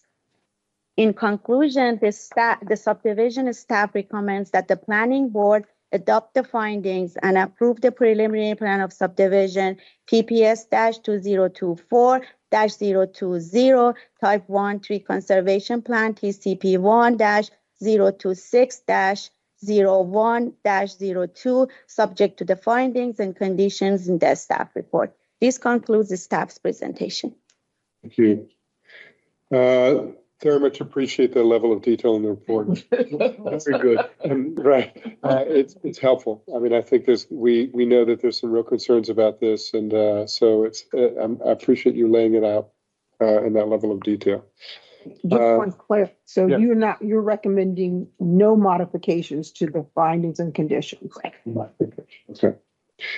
Okay, I'm going to turn to Mr. Foreman. I want to talk about our process a bit. And Ms. Votaw, you're there on the line as well. If you turn your mic on for a second, I just want to Yes, talk. sir. Thank you. I want to talk to the two of you. This is an evidentiary hearing. So I just want to make sure that it's important that the applicant and the opposition have roughly equal amounts of time. I also want to see, Ms. Votaw, if there's a way for you all to organize your opposition. So I see a number of folks who signed up to speak, and I just want to see who's actually here in addition to you. Mr. Blonder, Mr. Wixon, Mr. Green. I'm here. Okay, Mr. Green, thank you. And then I believe in person, Mr. Kemp, are you here? Okay. So, Wixon is here. I wasn't able to get to my unmute button. No problem, Mr. Wixon. When the time comes, if the time comes and you're speaking, I'll swear you in as appropriate, but I'm trying to understand if it's appropriate, is it my understanding that Ms. Votaw is representing the opposition here and will be mostly speaking on your behalf, even if there's a few words that you all have to say. Is that accurate? I don't want to presume. Yes, ma'am. So the current plan, I'm not currently representing Mr. Wixon or GDSA. I am representing Jaisal Ranger, Harvey Blonder, Victoria Stanley, and Steve Kemp. My intention is to speak briefly, highlight some key points. I know that Mr. Blonder and Mr. Kemp indicated to me they wanted to have a few moments to provide their comments. We also have Lawrence Green on the line. He had some brief comments he was planning to provide as well. Okay, all right, that's very helpful. I'm also going to ask, and this is both for you, Ms. Votaw, but also, and the others, and Mr. Foreman, for you as well. Provide a hair bit more latitude for folks who are newer to the process, but I'm going to ask Mr. Warner, who's our counsel, to be fairly strict around what is or isn't pertinent to what is before us on this case. And I'm going to follow his lead on this a fair bit, colleagues, if that's all right with you. So what that means is you may hear it a number of times, Mr. Warner will step in and say that is not pertinent to what is before us. and then I'll ask you to move on from whatever that item is, okay? That works for you, Mr. Warner? Yeah, would it help if I just set that out kind of ahead of time on the 2 or 3 subjects that are not relevant that the staff pointed out in her presentation, but I can confirm? Yeah, go ahead. Right. So as staff pointed out in the presentation, the written testimony regarding the traffic impact study and whether it was adequate is not before this planning board. Because that process is done administratively through the certificate of adequacy process. So I know that both Ms. Votah's written submissions and Mr. Nelson's have sections discussing whether the transportation impact study was appropriate and adequacy was adequately addressed, but those items aren't before the planning board. And then the second thing to point out is Ms. Votah's written presentation spent several pages discussing the re-subdivision decision standards. And as was pointed out by staff, those standards aren't applicable to a preliminary plan of subdivision. Those are applicable at the time of final plat. So there really should be no reason to entertain any testimony concerning that as well. That's Roman numeral 2. Is it Roman numeral 2 in the written presentation? Roman numeral 1. Okay. That's it. And Ms. Votah, this is for you as well as Mr. Foreman. That doesn't, everything that you've provided in the record is in the record, and we have access to that. We just want to be clear about what our legal is saying is or isn't pertinent to this, and that's going to drive what I'm going to ask you all to present orally with us today. But Ms. Votah, you were going to say something. I'll turn back to you. Yes, thank you so much. I just wanted to touch on that, you know, I wasn't planning to touch on the traffic issue or the re-subdivision issue in my oral arguments. I think my legal arguments speak for themselves that are submitted into the record. I would like that our witness, Larry Green, be able to give his testimony for the record. I think whether or not it's relevant is a legal question, and I would like the opportunity to preserve that issue if this has to go to an appeal, if a court agrees with us and our interpretation that it is relevant to this opportunity. Mr. Green will not speak for an extended period of time. Already in the record. Yeah, I would object to that because it has been in the record. Legal has discussed it. If there does need to be an appeal noted, it's in the record, it would be on, and it should be able to raise it then. What are they scared of? I'm free of record date for it. The difference a little bit, and when we have residents from the community come and want to speak with us, I like to provide a little bit of latitude. So Mr. Green or others are going to ask you to keep it as short and pertinent as possible, knowing that our folks feel quite clearly that it's not pertinent what's before us. So Mr. Foreman, I'll allow a bit of time for that. Thank you. Your opposition is noted. Thank you. Ms. Votah, you have more? I want you to be known that Harvey Blonder is here. Mr. Blonder's here as well. Okay. All right. So let me go through the, before I turn to Mr. Foreman, I just want to go through again. This is for the opposition. I now have Ms. Votah, I have Mr. Blonder, I have Mr. Wixon, I have Mr. Green, and I have Mr. Kemp. Did I miss anybody? Does the order of who's speaking matter, Ms. Votah, others? If I may suggest, I go first and then have Larry go next, and then Steve and Harvey go in whatever order the board sees fit. If Mr. Wixon wants to go before us or after us, I have no preference on that, whatever works better for him. Mr. Wixon, do you have a preference? I do not. Thank you. Okay. All right. So we'll start with Mr. Wixon when we get to opposition, and then Ms. Votah, and then we'll go through the other folks. The amount of time that you all have to present will be in part determined by how long Mr. Foreman goes. And we'll be a bit flexible on that too, to make sure that we get to hear what your concerns are.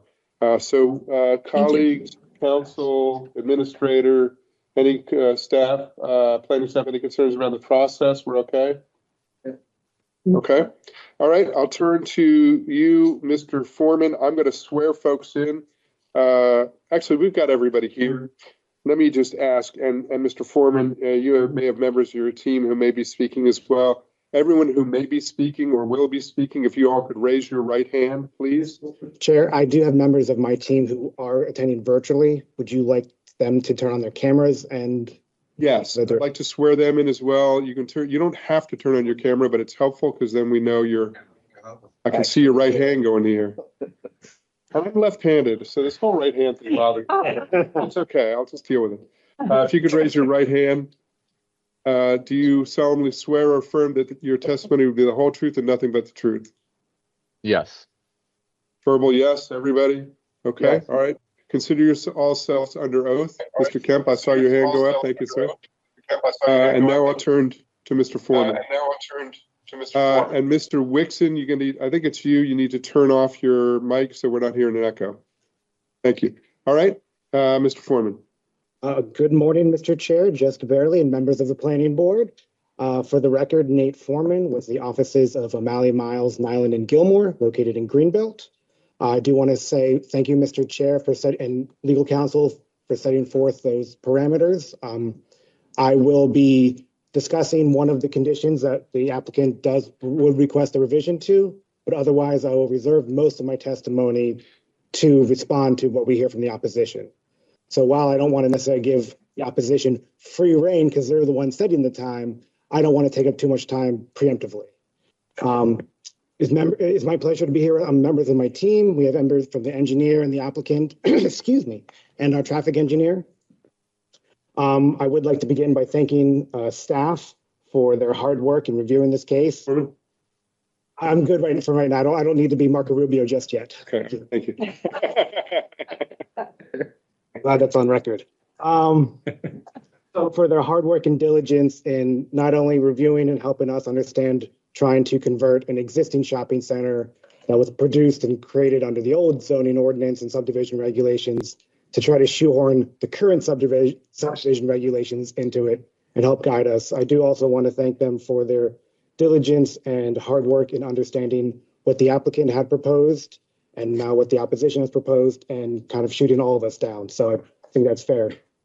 I do want to briefly describe the project and how we got to this point and what this application is hoping to achieve.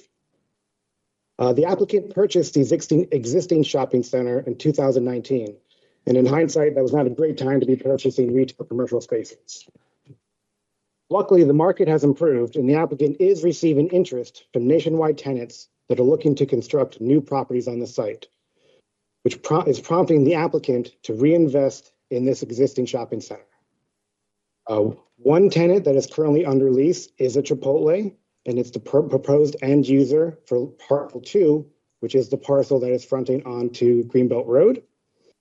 Parcel 3 has no proposed end user under lease, but it is included in this development to later avoid a subdivision should a user come forward for that site. In submitting this application, a car wash was selected as the potential user in order to test public facility adequacy under a heavy and demanding use. Nevertheless, this preliminary plan of subdivision constitutes context-sensitive infill development at an existing shopping center that is nearly 20 years old. New commercial sites that will generate additional tax revenue for the county and provide jobs for Prince George's County residents. For these reasons, we agree with staff's recommendation of approval with one particular exception. Condition 9A, which I will discuss in just a moment. But for purposes of this approving resolution, the applicant wants to put on the record that we are formally withdrawing all of our proposed revisions to the findings and conditions that were submitted in applicant's proposed revised findings and conditions. Okay. However, still asking for one revision at this hearing, and that's to condition 9A, in which staff is requiring the applicant to construct a 5-foot wide sidewalk and bicycle lane along frontage of Maryland 193, as shown in the 2010 Glendale, Seabrook, Lanham, and vicinity sector plan, unless modified by the operating agency, which in this case is State Highway. We believe the creation of a sidewalk and bike lane at this single location along 193 creates dangerous conditions and is impractical given the overhead power lines and the existing slope. Our traffic consultant generated an exhibit that shows the existing conditions along Greenbelt Road, Maryland 193, which begins on page 30 of the backup material. The map on page 31 shows an aerial view of the site and other facilities in the area. As you can see, there is no sidewalk or bike lane between Mission Drive, the westernmost portion of Eastgate Shopping Center, and the intersection of MD 193 and Maryland MD 564 Lanham Severn Road. We believe creating a haphazard system of sidewalk and bike lane disconnected from other facilities will create dangerous conditions for pedestrians and bikers along Maryland 193 if they are forced to fluctuate between areas with and without these facilities. This danger is exacerbated by the right turn lanes, which also double as acceleration and deacceleration lanes. Ideally, we believe these facilities should be constructed as part of a single comprehensive improvement scheme and not be piecemeal. Moreover, we believe the time and cost of constructing these facilities is disproportionate to the scope of this subdivision, partly because of the impractical conditions of the site. Overhead utility wires would need to be relocated or buried underground, and moreover, there is an existing slope from the shopping center to Maryland 193, which may require the erection of a retaining wall. If this body is unwilling to delete condition 9A, as drafted, alternatively, the applicant proffers that we construct these facilities, unless waived by the operating agency, upon subsequent development or redevelopment of parcel 1, which is the remaining area of the shopping center. And that consists of approximately 8.25 acres. This larger shopping center area is much better at absorbing the hardship and time associated with making these improvements. In sum, the applicant respectfully requests the planning board adopt planning staff's recommendations as drafted, except for condition 9A, and approve this request for preliminary plan of subdivision in accordance with section 24-3402E1, given that it conforms with the required findings under subsection D. If this body is unwilling to delete condition 9A in its entirety for the reasons discussed, then the applicant respectfully requests this condition be modified so that the trigger for these improvements is tied to subsequent redevelopment of parcel 1, unless these improvements are later modified by the operating agency.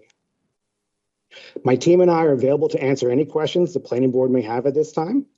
And I would also like to reserve my time to respond to any comments the opposition provides. Thank you very much. Thank you, Mr. Foreman. And of course, you'll have the opportunity for rebuttal and close as you are requesting, but that'll be part of our process as always. Thank you. Okay, colleagues, any questions for the applicant? Yeah, I'm not sure, given with regards to 9A, why doesn't 9A satisfy, seems very similar to what you're proposing? Because it's only going to be done if it has to be, can be modified by the permitting agency with written correspondence and any modifications. It's a partial install, though. That's the issue. If to answer the question, thank you, Commissioner. It's sort of that we are looking to quickly, because we have national interest in tenants that, they find sites they want to move forward.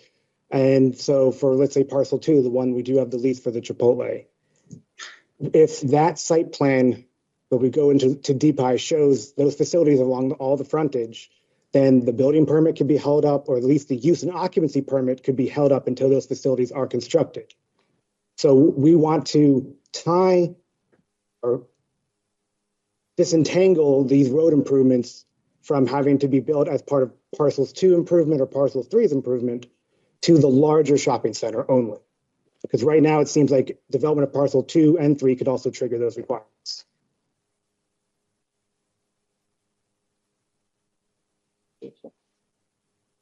I get it. And I just have to say 193, I wouldn't want to bicycle or walk on 193 at all in that area. I mean, it is literally, I mean, that's a potential death sentence, quite frankly. And if we're talking about doing it piecemeal, that's even worse. Because we're encouraging that kind of activity without any continuity. I mean, you guys are familiar with 193. I mean, that's a rough stretch of road. Unless we're going to do it in a comprehensive way, to me, it just seems dangerous. We agree. Offer David Warner, Principal Counsel. I will offer that the condition that we would be imposing is merely that they dedicate the frontage And what Mr. Foreman is pointing out is that when you dedicate frontage, another government agency, DPI, sees that and says, we want you to build that out now. But that's DPI's decision. Not ours. Our recommendation is just dedicate the frontage, because eventually they hope that there will be other dedications along that roadway and they will be able to build sidewalks. But if you don't dedicate it now, you'll have to condemn it. But to that point, and I would be interested in your and or staff's response to your proposed revised condition, which would kind of deal with the immediate DPOT potential reaction and just prolong it. What do you? If I may, Sherry Connor, for the record with Development Review. In response to your concern, Commissioner Washington, regarding implementation or partial implementation of improvements of the right-of-way frontage, that determination is made by DPI at the time of permitting. The conditions recommended by staff are for improvement to the frontage as recommended in the master plan. It is a typical condition imposed on a site-by-site basis for the frontage of properties that are being improved. DPI determines the appropriate stage for implementation on a comprehensive scale. But this condition allows then DPI to make the determination, should that construction start now? Should it start later as part of a comprehensive plan? And then at that time, also the applicant will participate in either doing the construction or funding what would be constructed at a later state comprehensively by DPI.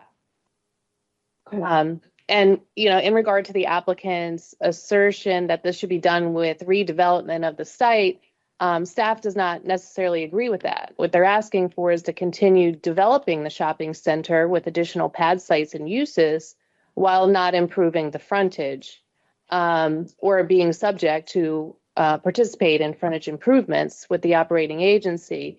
And staff does not find that to be appropriate. Okay, that's helpful. Thank you. And if I could just respond real quickly to at least what Mr. Warner had said previously, when I read the condition, it wasn't just the dedication of the frontage, it was that these frontage improvements had to be shown on the applicable site plan. And the concern I would have is not necessarily that, you know, yes, we will have conversations with State Highway because Maryland 193 is controlled by State Highway, but there is still the concern that if these improvements are shown on the plan and they're required on the plan, that it could still hold up our use and occupancy permits. And I understand that there would be sort of conversations about whether that's waived or not, and it's up to DPI, but we're asking this board to exempt us from the condition overall to say that we don't have to, or we can delay these improvements. So there's more certainty as to whether we have to deal with another agency and whether we have to build it or not build it. Because otherwise, I guess the question is, why is this even a condition if it's up to DPI to say we're building it or not? Why is it even on here? But I think that's just because it's our standard practice. Yes, it's part of master plan conformance in evaluating bicycle and pedestrian systems in accordance with the master plan. Well, then we'd ask for it to be deleted overall if it doesn't have any actual weight to it. And it's up to DPI. Mr. Foreman's correct, David Warner, in that the condition does require that they depict the facilities on the site plan. But what we are allowed to do at this stage for conformance purposes is to require the dedication of the frontage, merely the dedication, so that what the condition says is the right-of-way that would be dedicated will allow it to be consistent with the width of 200 feet along all of Greenbelt Road, which is what the master plan calls for. So I'm confused now because are we just talking about a design discussion, or are we talking about when there's a requirement to implement this? And that's what I'm hearing Mr. Foreman being concerned around, and I'm a bit lost as to what the condition would require. So I think there's a little bit of confusion. This condition requires the frontage improvements in accordance with the master plan of transportation and the area master plan. The dedication has already occurred. There's no additional dedication required. It's that the cross-section within the right-of-way has not yet been implemented to include the master plan facilities. All right, let's think about this and keep talking about it a little bit behind the scenes just so we can keep moving. Yeah. Thank you, Mr. Chair. I'm going to have staff and council look at this a bit as we talk, okay? Thank you. Any other questions? Yeah, not for me. I'm sure we'll be coming back to you. Okay, so we'll turn to the opposition. It's been about 15 minutes, Ms. Votaw. What I'm going to suggest is that we'll hear from Mr. Wixon first. I'm going to ask, Mr. Wixon is representing the Glendale Citizens Association, correct? And you're authorized to represent that organization, Mr. Wixon, of course. So we'll give you up to 5 minutes to speak if you need it. And then I will turn to Ms. Votaw, and I'll say, Ms. Votaw, as well as the other people you have to speak. Let me give you 10 minutes for your team to speak, okay? And so then that'll be it. I respectfully, Chairman, I would request more time than that. Each of us are entitled to at least 3 minutes. I have 4 people, that would be 12 minutes. I don't intend to speak more than 7 to 8 minutes, but I want to make sure my clients have the opportunity to have their full 3 minutes, as I believe the rules of procedure require. I'm speaking on behalf of myself and 2 others who are not speaking. I think that entitles me to at least 9 minutes as an individual, and then each of the other people on my team should be allowed to have at least 3 minutes individually.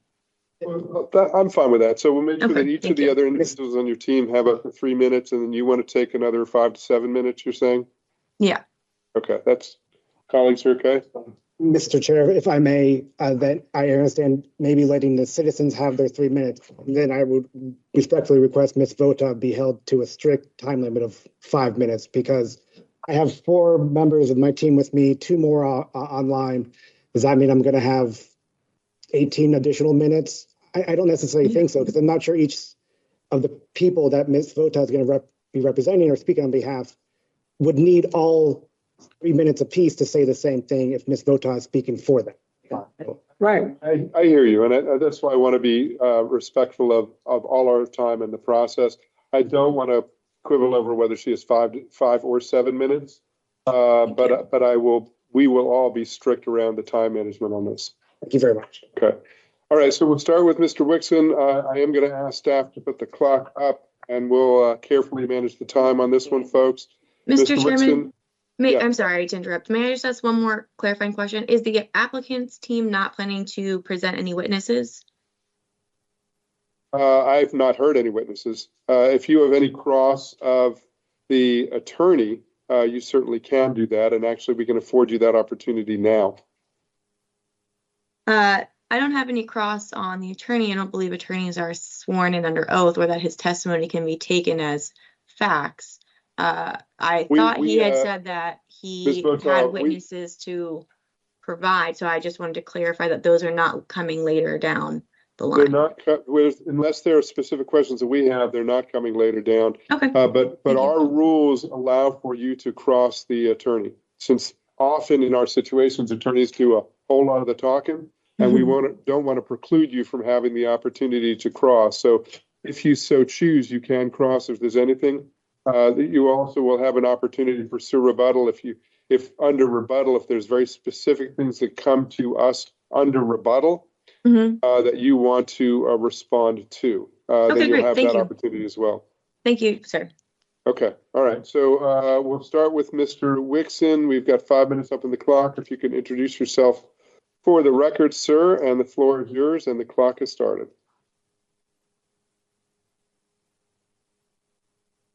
Are you on mute? Mr. Wixon, I think you're on mute.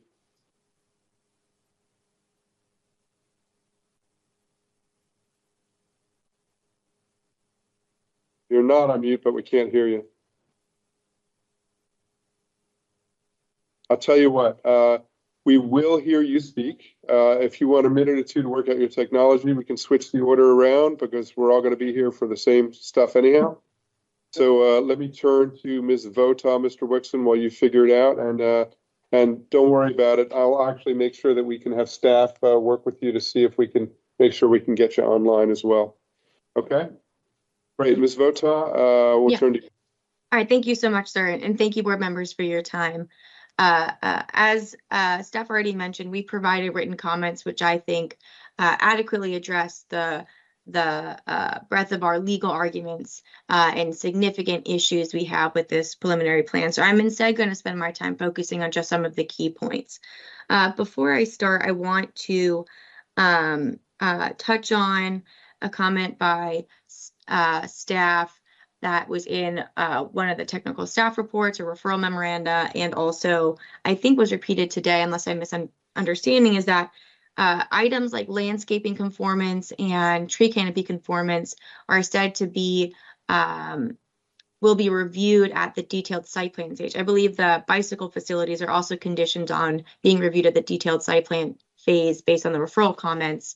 But as staff concluded, we believe erroneously, there will not be a detailed site plan for this application. It was determined that it would be exempt from the detailed site plan phase. So we assert that if that's the case, we think it should not be exempt. But if it is the case that it is going to be exempted, that those things then have to be addressed at this stage. And the applicant has provided no evidence whatsoever that it will be able to meet the tree canopy requirements on site or the landscaping requirements on site. So that's one issue I just wanted to touch on and make sure I highlighted. Another issue is the fact that they're redeveloping only a small portion of this overall development, which was approved in a previous preliminary plan. But the applicant has not provided any evidence to demonstrate that the overall site will continue to conform to the requirements of the zoning ordinance and the subdivision regulations when these two uses, these two parcels are added to the subdivision. Will there continue to be adequate parking in the overall development? Will there continue to be adequate open space for the entire site? Will there continue to be other requirements that apply to the entire site, not just these two individual pieces? Because the reality is that this is part of a larger development. We believe the applicant has to demonstrate that the entire site, the entire shopping center, continues to conform to the requirements of the law. They have not done that. But the main thing I want to talk about is the general plan conformance issue. This is a major issue. What Maryland's case law has demonstrated is that when the ordinance and the subdivision regulations include the terms must conform with, shall conform with, must be consistent with, that makes the general plan and the applicable sector plan binding. It means the applicant has to conform to those recommendations. And what staff has highlighted, particularly in the community planning section's referral memorandum, is that this plan does not conform to the general plan, and it is not consistent with the sector plan. And this is a serious issue with this application. And quite frankly, approving an application like this does a huge disservice to the community and the county. And more importantly, it violates the requirements of the law. So I'll just highlight a couple of the key issues. For example, the general plan has specific goals about reducing auto-centric development by, I believe the policy is improving multimodal transportation.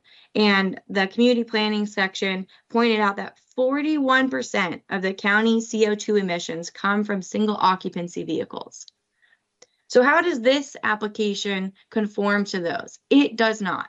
Both of the uses proposed by this preliminary plan are highly auto-centric, and the applicant is requesting permission to not provide pedestrian or bicycle access. That directly conflicts with the requirements, with the policy stated in the general plan. The next bucket is public health. The general plan put forward policies and goals to provide healthy food opportunities, healthy food options to the residents in the county. And community planning staff highlighted that, I believe it was, let me read it. Currently, quote, 71% of all restaurants in the county are fast food restaurants.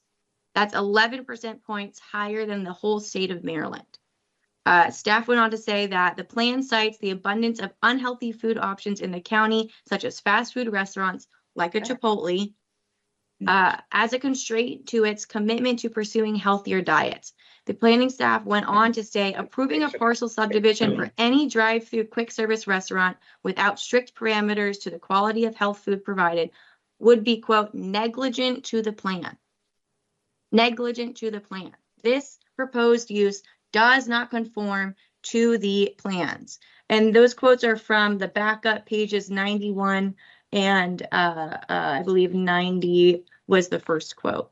So that's two major issues with this application. And this is in a shopping center, I want to point out, that already has an abundance of food, of unhealthy foods like McDonald's, Quickway, KFC, and a Pizza Bowlies. And the last thing I want to touch on, and then I'll be done, is the sector plan specific goals to decrease pollution and treat stormwater, especially as it relates to Folly Branch.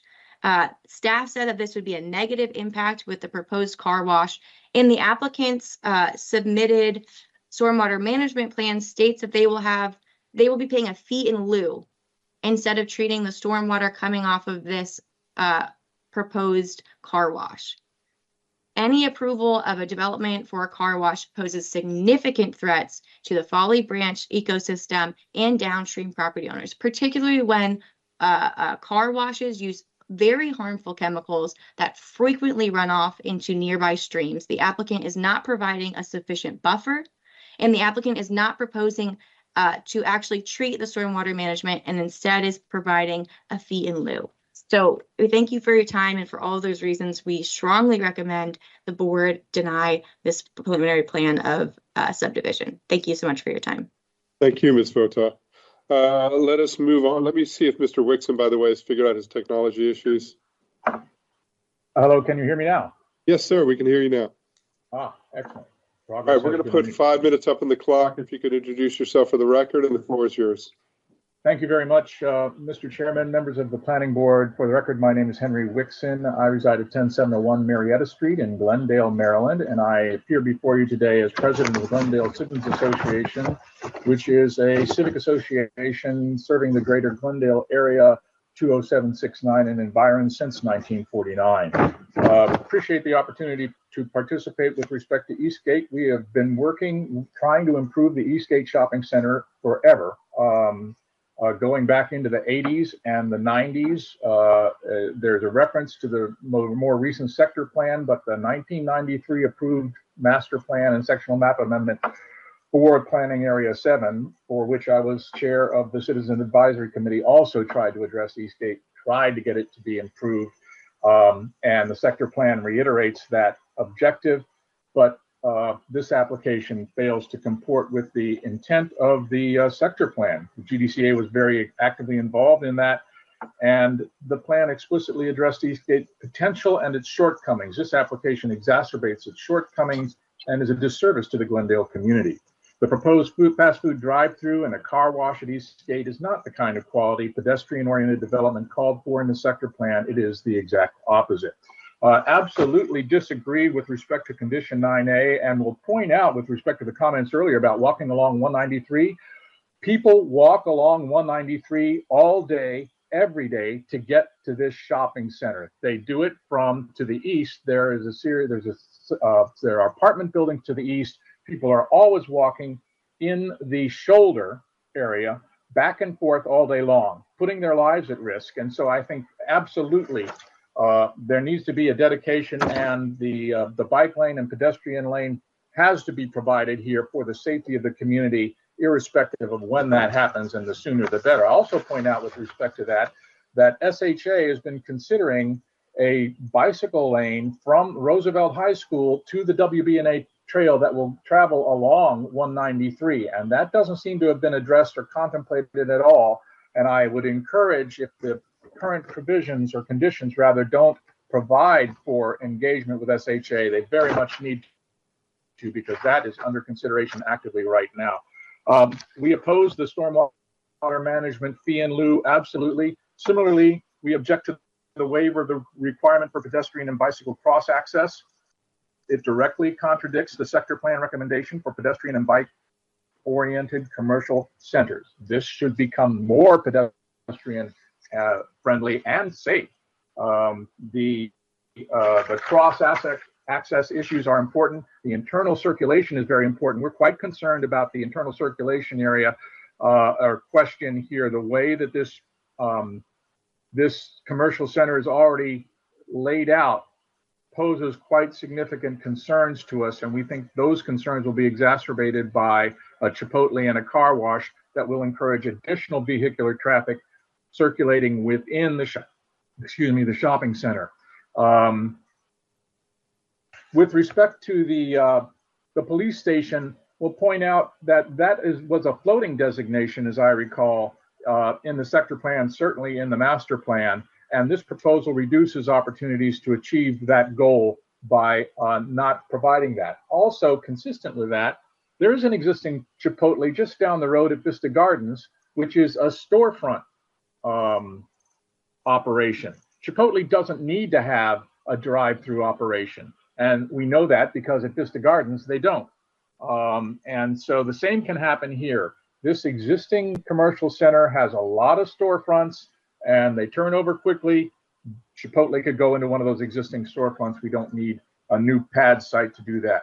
Regarding the historic section of the planning staff's report, the stream buffer cited by staff will not provide the viewshed buffering for the historic church. The applicant should be required to provide adequate buffering of any new uses, especially if there are proposed auto-centric uses are approved by the planning board. We object to the lack of reforestation and object to the off-site forest conservation. We need on-site reforestation to help mitigate the heat island resulting from continuing paving and expanding paving of this site. We object to not applying the current 100-foot stream buffer requirement to this project. We're hearing the staff whipsaws back and forth between previous planning approvals and the current plan, taking advantage of whichever one is more favorable to the applicant here.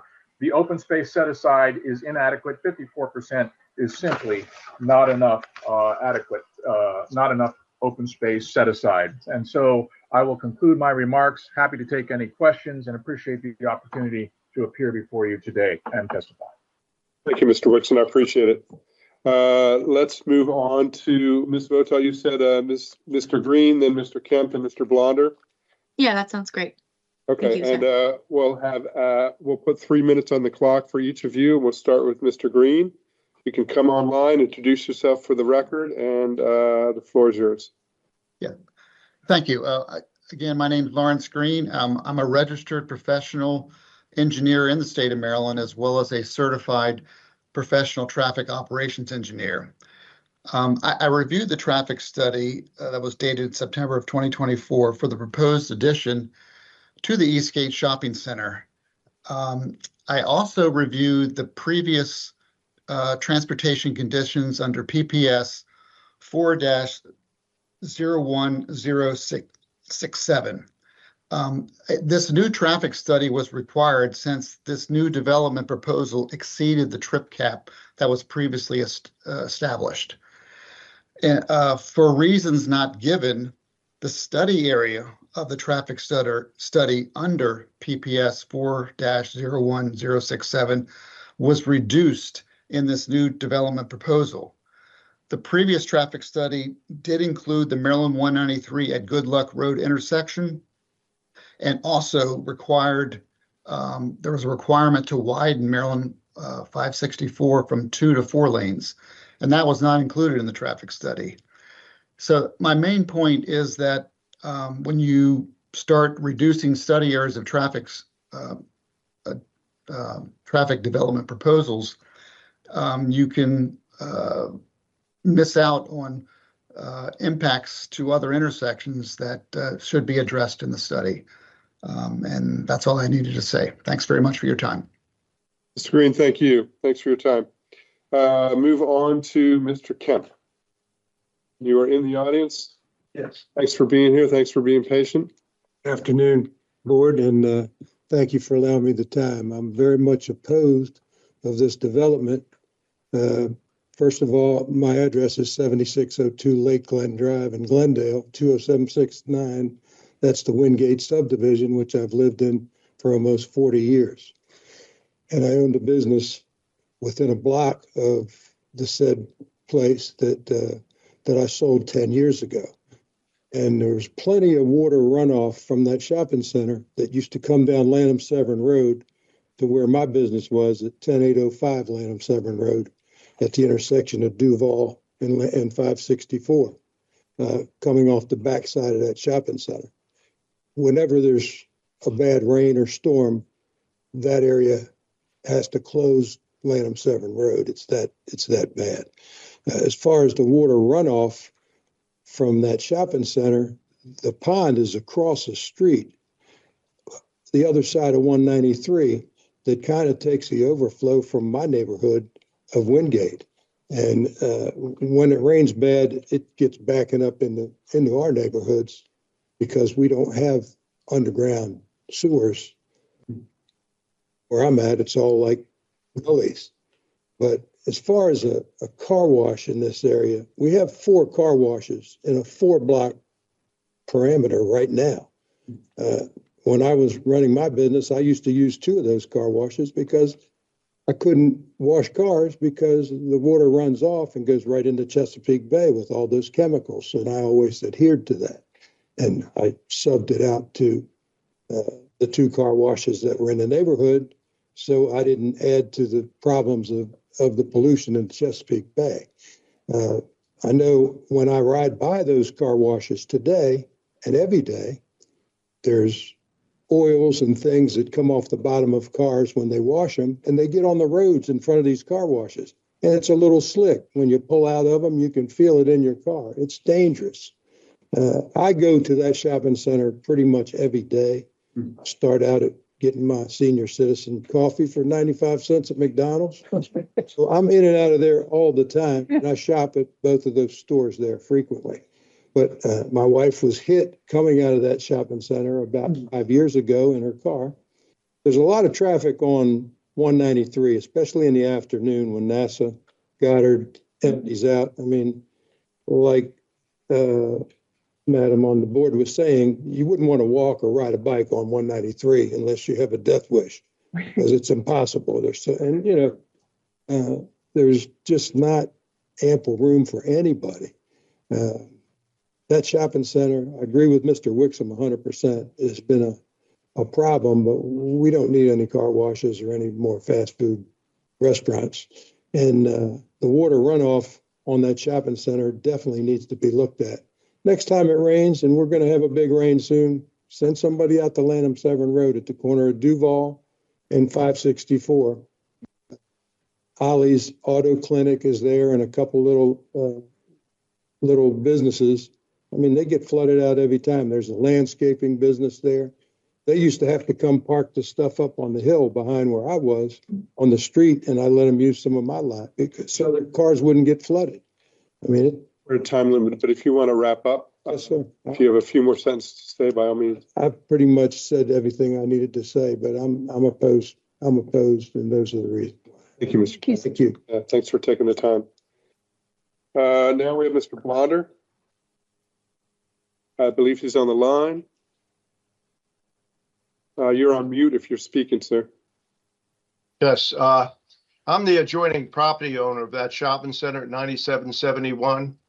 For approximately the last 28 years, every time there's a bad storm or hurricanes or anything else that might affect it or heavy rains, the runoff of that car wash comes over to our property. Our property is designated in a flood zone as it is, but nobody did anything when that particular center was built 28, 29 years ago to mitigate that damage. And that's been a real problem. And with a car wash, there will be more of a problem.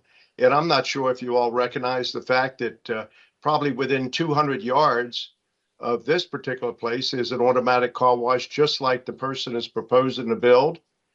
And then about a half a mile down the street, where's the Shell Oil Company, there's a car wash there. Directly behind the Shell Oil Company, there's about a 12-bay car wash there. And then a mile down the street, less than a mile, there's Seabrook Car Wash.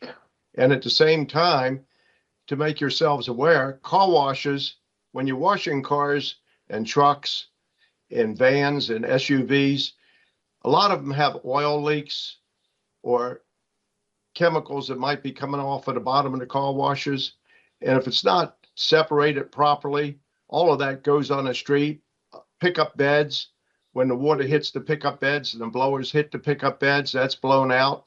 And that also goes. So when we have the water runoff, that will come onto our property with the fats, oils, and greases that go with it. And we're very much opposed to this. If you do everything and they get everything exactly right, it's a different story. But there's a lot of money that needs to be spent, which they're trying to get out of by paying a fee in lieu of. That's not correct. Thank you, Mr. Blonder. Appreciate it. We will turn now back to Ms. Actually, Ms. Votaw, you have gone. Colleagues, any questions for anyone from the opposition at this point? Okay, so let's turn back to Mr. Foreman for any rebuttal. And then again, process rebuttal. Ms. Votaw, if there's specific things that Mr. Foreman brings up in rebuttal for you to, for rebuttal, you can. Of course, that's just things that he brings up in rebuttal. Then you'll have the opportunity to close. And Mr. Foreman, you'll have the final word. Thank you so much, sir. Thank you, Mr. Chair. To respond to some of the concerns Ms. Votaw has raised, a lot of the issues she's bringing up is going to be due in either site plan or permit standards, because with the new zoning ordinance, we do have a form-based code more so than we did on the old ordinance. So a lot of the issues that Ms. Votaw is concerned with, they are going to be shown on the permit when we apply for them, assuming this is approved. Unlike the old system, she's right. You would have needed detailed site plan to know tree canopy coverage and landscaping. But that's not where we are right now. We're going under the current zoning ordinance, current subdivision regulations. And it is not appropriate for this board to put permit conditions or issues that are should be decided or reviewed at permit at the time of preliminary plan. I think that would be an unlawful delegation of authority. When it comes to the conformity with the sector plan, the 2010 Glendale plan does recommend commercial uses for this shopping center. And so we believe it is in conformance with it. There's a lot of subjective standards that Ms. Votaw brought out about the healthy food, the auto-centric oriented, but there's no standards. What is a healthy food? Is McDonald's healthy? Maybe not. Is Dunkin' Donuts healthy? I don't know. Is these other things, is it Chipotle? Is it based on calories? Is it based upon salt, fats, whatever? But I think trying to regulate based upon what is and what isn't healthy does get a little bit dangerous and a little bit subjective. And even nevertheless, we conform with the sector plan, but there's also the provisions that if there's intervening events such as the rezoning of the property and the zoning trumps the conformance of this with the sector plan requirement. So even though I believe we do conform, it's not necessary because the uses we're proposing and the uses that were reviewed are permitted in the CGO zone under the current zoning ordinance. We will have, also one of the reasons the car wash was brought on is that there has been some interest, but it'd be one of the new modern car wash. That's a single bay, there's all the stormwater, all the retention on site. And in fact, it's actually better for the environment than one of those multiple bay car washes or having these oils and stuff on your car when it rains and it just goes into the street. Whereas with these modern car washes are required to retain them on site. Other than that, we do want to thank the community for their participation today. And more than happy to answer any questions this board has or any clarifications. Thank you, Mr. Foreman. Appreciate it. Ms. Votaw, anything on Sir rebuttal? Again, anything specific that he brought up in a rebuttal that you want to make sure you respond to? Yeah, I just have a few quick points. I'm going to start in reverse order what he said last, and then probably address what he said at the beginning. First, I recall him saying that modern car washes are required to retain the chemicals and the runoff on site. There's no requirement of that in the code, and they are not doing that in their stormwater management plan. Their stormwater management plan says unequivocally they're applying for a fee in lieu instead of treating their stormwater management plan, stormwater runoff on site. That is what their plan says. So whether or not a modern car wash does that or is required to, there's no evidence of that in this record whatsoever. And in fact, the record is the opposite of that. The other point I wanted to make is that the concerns I've raised, the concerns my clients have raised, the concerns Mr. Wixon raised directly relate to the requirement in the law that a preliminary plan conform to the general plan and be consistent with the sector plan. And a change in the zoning does not change the requirements of the sector plan or the recommended policies of the general plan. The general plan is used as a tool. In this instance, in the preliminary plan phase, it's a binding tool that preliminary plans have to conform to and have to be consistent with. And just because a use is generally allowed in the zone, when that use poses specific threats to a community at a specific location, it is not consistent and does not conform with the general plan. And that's exactly what's occurring here. The significant threat of stormwater runoff and pollution into the Folly Branch stream is specific to this site and is not trumped by the general rezoning of the property. The recommendations of the general plan and the sector plan to treat stormwater management and to be particularly sensitive of threats to the Folly Branch stream in particular certainly still apply and are not followed by this proposed application. This feels more like your close. That was all I had to say in response. Okay, all right. So you do have, if that, setting aside whether it's a rebuttal or a close, I want to give you the time to finish any thoughts that you have in your conclusion. Yeah. And then we'll hear from Mr. Foreman. I think the last point I want to make, I think I've covered all of the issues, the significant concerns with this application. The last point was a comment about whether a food is healthy is subjective. I'm going to defer to the experts that are the staff in Prince George's County who have concerns that fast food restaurants, which Chipotle is unequivocally a fast food restaurant, are not healthy. And the applicant has not provided any evidence that they are healthy. The applicant has the burden to prove that. They carry the burden of showing conformance with this application. So for all of those reasons, we again reiterate that this plan does not, this proposal does not conform to the general plan. It's not consistent with the sector plan and includes a whole host of other legal issues that we raise in our written opposition and arguments. Thank you so much for your time. Thank you, Ms. Fota. Colleagues, any questions? No. All right, we'll turn to Mr. Foreman for the final words. Yes, thank you, Mr. Chair, members of the board. I will keep it short as much as I can. We would ask this board to approve the preliminary plan of subdivision according to staff's recommendation and staff report, except as revised as discussed today to condition 9A. We respectfully submit it does meet all the requirements for the finding of required findings for a preliminary plan of subdivision. We have stormwater management plans that were reviewed and approved by DPI with the letters and the plans. And we are, with that, I just asked this board to approve. Thank you. Thank you, Mr. Foreman. All right, with that, we've no one else before us on this. I will, actually, before I close the public hearing, because I want to weigh in on this issue around 9A, that colleagues, I still feel a little bit unclear around that. If you have Mr. Warner or staff, if you have other ways to help us make sense of this, and maybe I still have a concern with stormwater management, and because the county is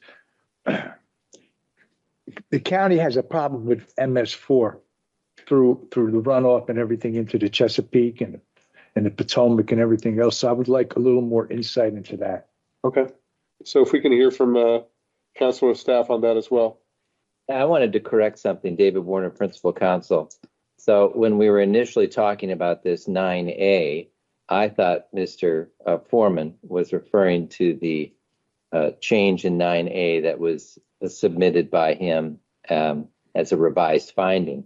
He actually is asking to remove condition 9A from the staff report. It's not require dedication, as I suggested that it did, because as Ms. Connor pointed out, the right-of-way has already been dedicated. 9A just talks about the construction of the facilities. That's the question before the planning board. The timing of the construction of the facility? How would the timing work, Ms. Connor? The time is not specified in the condition because it leaves the flexibility for the operating agency to determine the appropriate time. Okay, and educate me, typically, because you can't speak for DPI or DPWT, but how do they typically manage a situation like this? When it's a piece of a shopping center? Yeah, so typically what would occur is the portion of the shopping center coming in for improvement, which one of the parcels directly fronts on 193 and the other is within the shopping center itself. As those come in for development, the operating agency would look at the access provisions for that development as part of the permit review process and implement the frontage improvements that coincide with that, or work with the applicant to contribute to eventual implementation of those improvements. Okay, thank you. It's helpful. Okay, so if that's enough information that we have, there was something on the MS4? On the stormwater, I could speak to that too. Just, oh, I'm sorry. Go ahead. I would ask that my engineer, who is much better with the stormwater management, come up and explain it, because I know I would botch it, if that's okay with this board.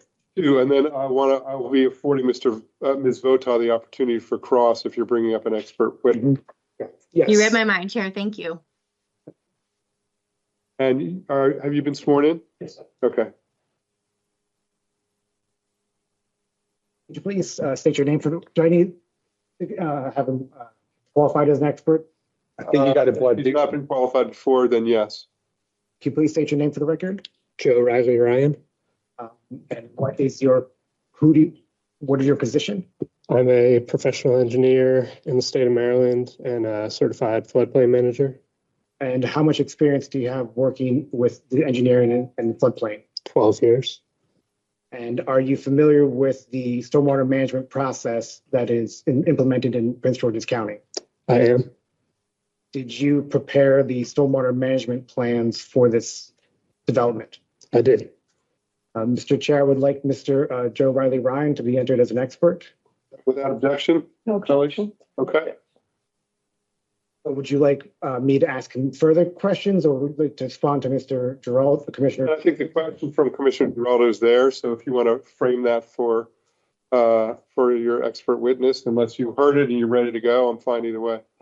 I think I'm ready. So I think a couple things are being mixed up here. So our stormwater concept plans that were approved by DPI looked at two different things, stormwater quality treatment and stormwater quantity treatment.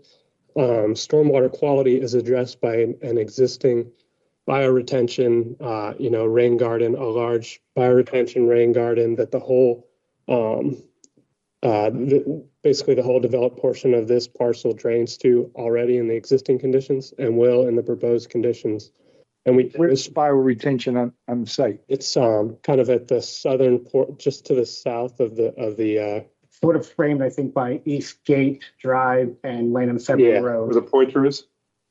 Sort of, it's north of there, closer to the buildings. So Folly Branch runs north to south through those trees, and kind of on between the buildings and Folly Branch, there's a large existing bioretention. Mr. Riley Ryan, I'm pointing to a spot on the map.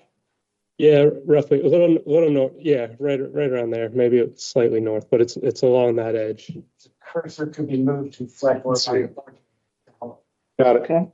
Okay.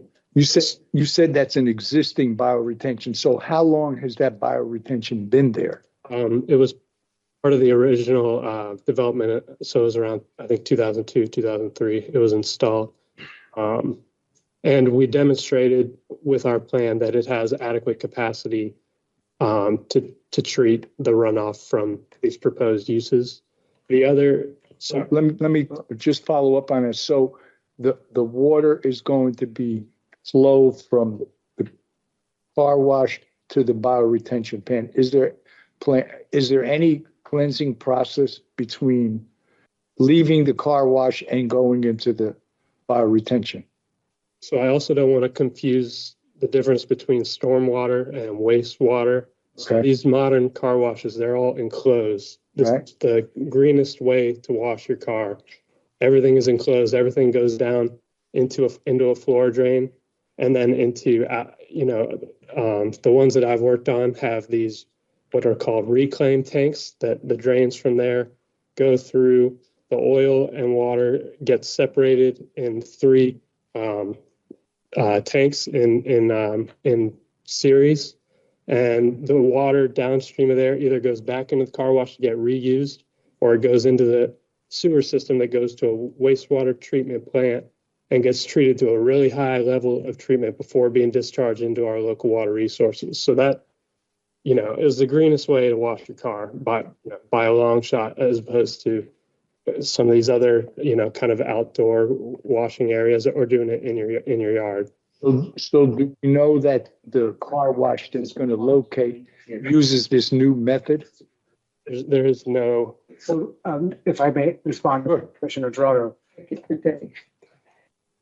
As I had said, we don't have an actual car wash user. There had been interest at the beginning of this process 2 years ago, which is why we decided if there was interest again in it, we would go with this use, also because it would give us a good testing of the adequacy so that they gave flexibility. Let's say it wasn't a car wash that came in, it was going to be another restaurant. Well, that trip cap would already be established and we wouldn't have to then re-subdivide. So a lot of these regulations, I believe, for wastewater are done not necessarily by the county, but there are MDE standards, DOE standards, and they are highly regulated. So while we can't say this specific user already has this method of treating it, there are these general standards that every of these single bay car washes would use, even assuming that is the use that does come in. And we are, again, it's one of those weird contradictions about subdivision, right? We have to propose uses for the site to be tested for adequacy of public facilities. We actually don't know the users. We don't know exactly. We have one tenant lined up that we're hoping to keep, but we just can't tell you that's exactly what's going to be. So would you be adverse to proffering a condition that if you do put a car wash there, that it would be one that uses a new system of recycling the water and separating the oils? I would agree that we could proffer it would be in accordance with all of the state county requirements. I don't know if I could say it's specifically going to do this, but if it meets MDE standards, DOE standards, then we're going to have to do that anyway, so no problem. All right. Okay, and you're proffering that, right? So yes. Okay. And while I have Mr. Riley Ryan here, you had talked about, I believe it was quantity retention. Can you please go into the quality? Yeah, so the fee in lieu of treatment that's been discussed by a number of people here has to do with water quantity treatment. Prince George's has a provision about extreme flood protection. So you have to look at the 100-year storm, basically a storm that has a 1% chance of occurring in a given year, and show that the runoff leaving your site is less than existing for that storm. What we did was a detailed study of the floodplain of Folly Branch. And so something that can happen when you're discharging directly into a floodplain is you can detain your water on site, to meet these requirements. But then by the time it's being released into a major floodplain like this, it takes time for all the rain to fall, go into the stream, come all the way down from downstream. You could be releasing the peak from your site at the same time that the peak of that floodplain is coming through the river.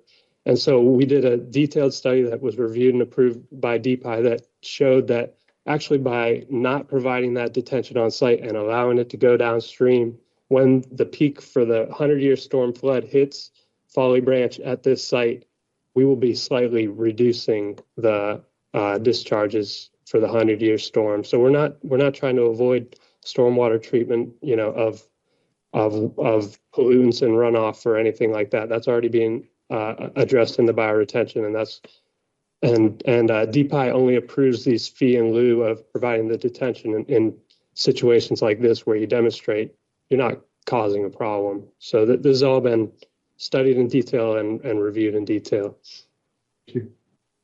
No further questions? Thank you. I have questions. Rebuttal, Ms. Fota. Yes, thank you. I have a couple questions. I'm sorry, So- Cross. Yeah, Ms. yes, Fota. yes, across. And I apologize, the witness, what was your name again? My name's Joe Riley Ryan. Okay, thank you. Ryan is your last name? Riley Ryan with a hyphen. Riley Ryan. Okay, got it. Okay, great. Thank you. So, Mr. Riley Ryan, is it your testimony that the proposed stormwater management facilities will guarantee that no stormwater runoff from the car wash will end up in Folly Branch? No, that's not my testimony at all. And does the rain garden, let me rephrase that. Does all of the stormwater that would occur on the area where the car wash is going to be located or proposed to be located, does all of the rainwater in that area go through the bioretention area? Yes, it does. Every single drop of water will go through the bioretention area on the southern part of the property? Every drop of water that falls on the roof or the ground there, unless it gets attached to a car or a bird or something and goes off, yes. And when the capacity of the existing stormwater management facilities was evaluated, was that evaluated under the prior requirements or the current requirements? Current requirements. So nothing was grandfathered?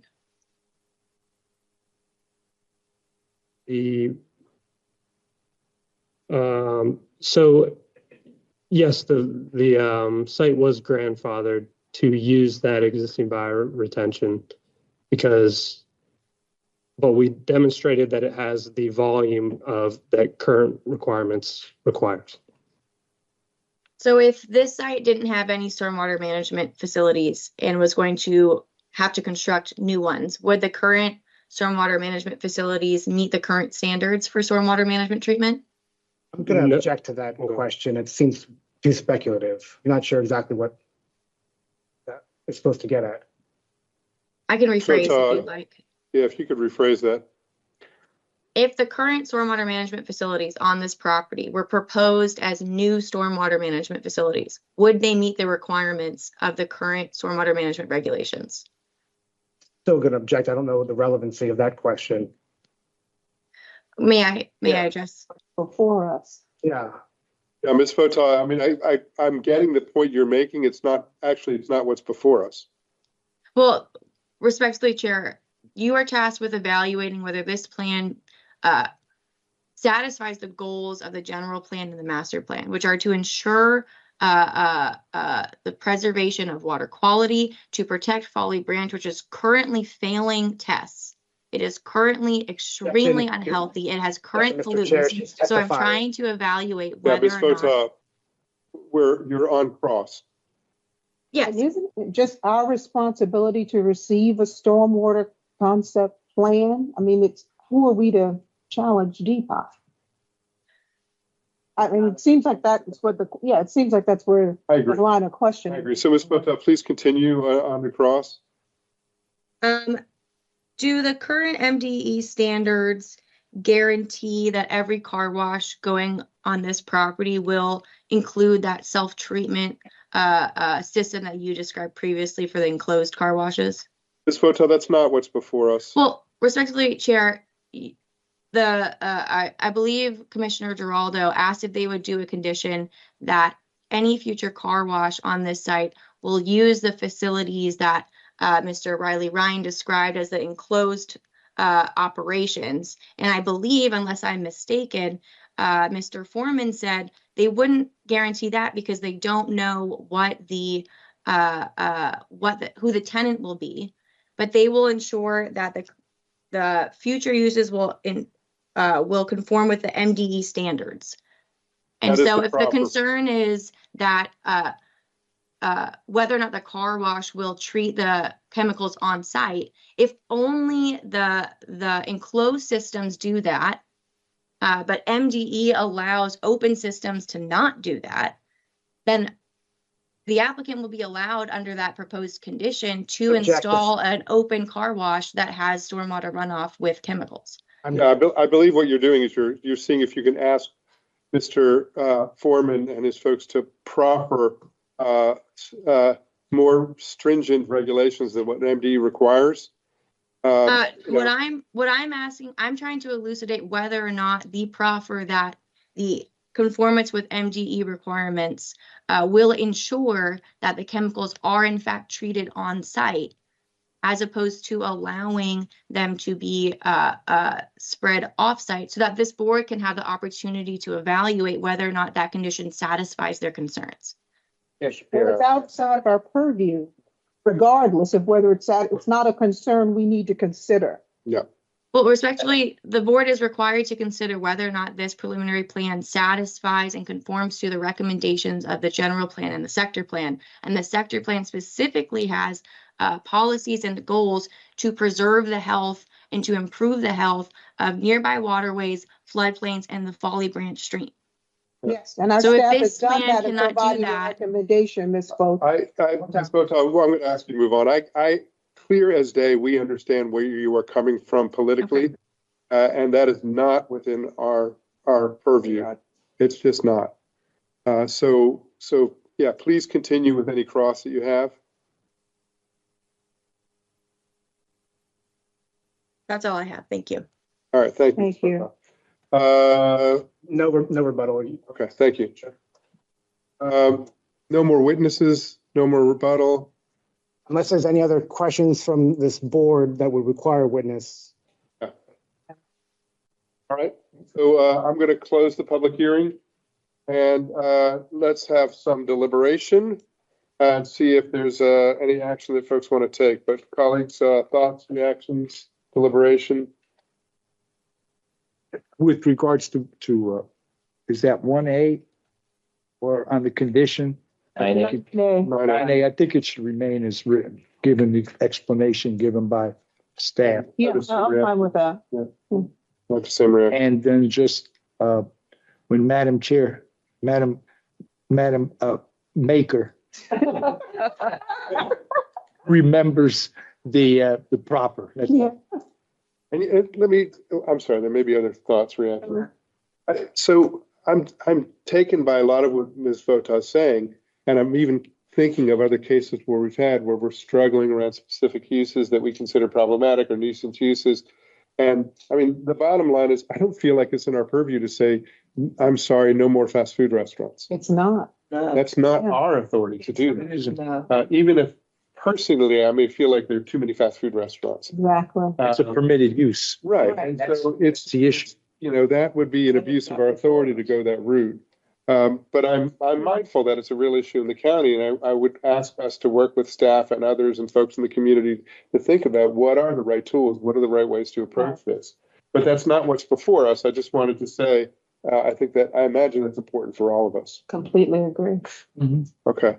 All right. So with that, there's no further deliberation, colleagues. What is your pleasure on this item, Madam Maker? Mr. Chairman, I move that we adopt the findings of staff and approve preliminary plan PPS-2024-020 and TCP 1-026-01-02, subject to the conditions as outlined in staff's report, and also to include a proffered condition by the applicant. And I would ask the applicant, staff and legal to work with the applicant to come up with the appropriate language around MDE compliance certification. We've got a motion by Commissioner Washington, a second by Vice Chair Bailey. No further discussion. I will call the roll. Commissioner Washington. I vote aye. Vice Chair Bailey. But I. Commissioner Geraldo. I vote aye. I vote aye as well. The ayes have it 4-0. Thank you, everybody on all sides for your time and attention to this.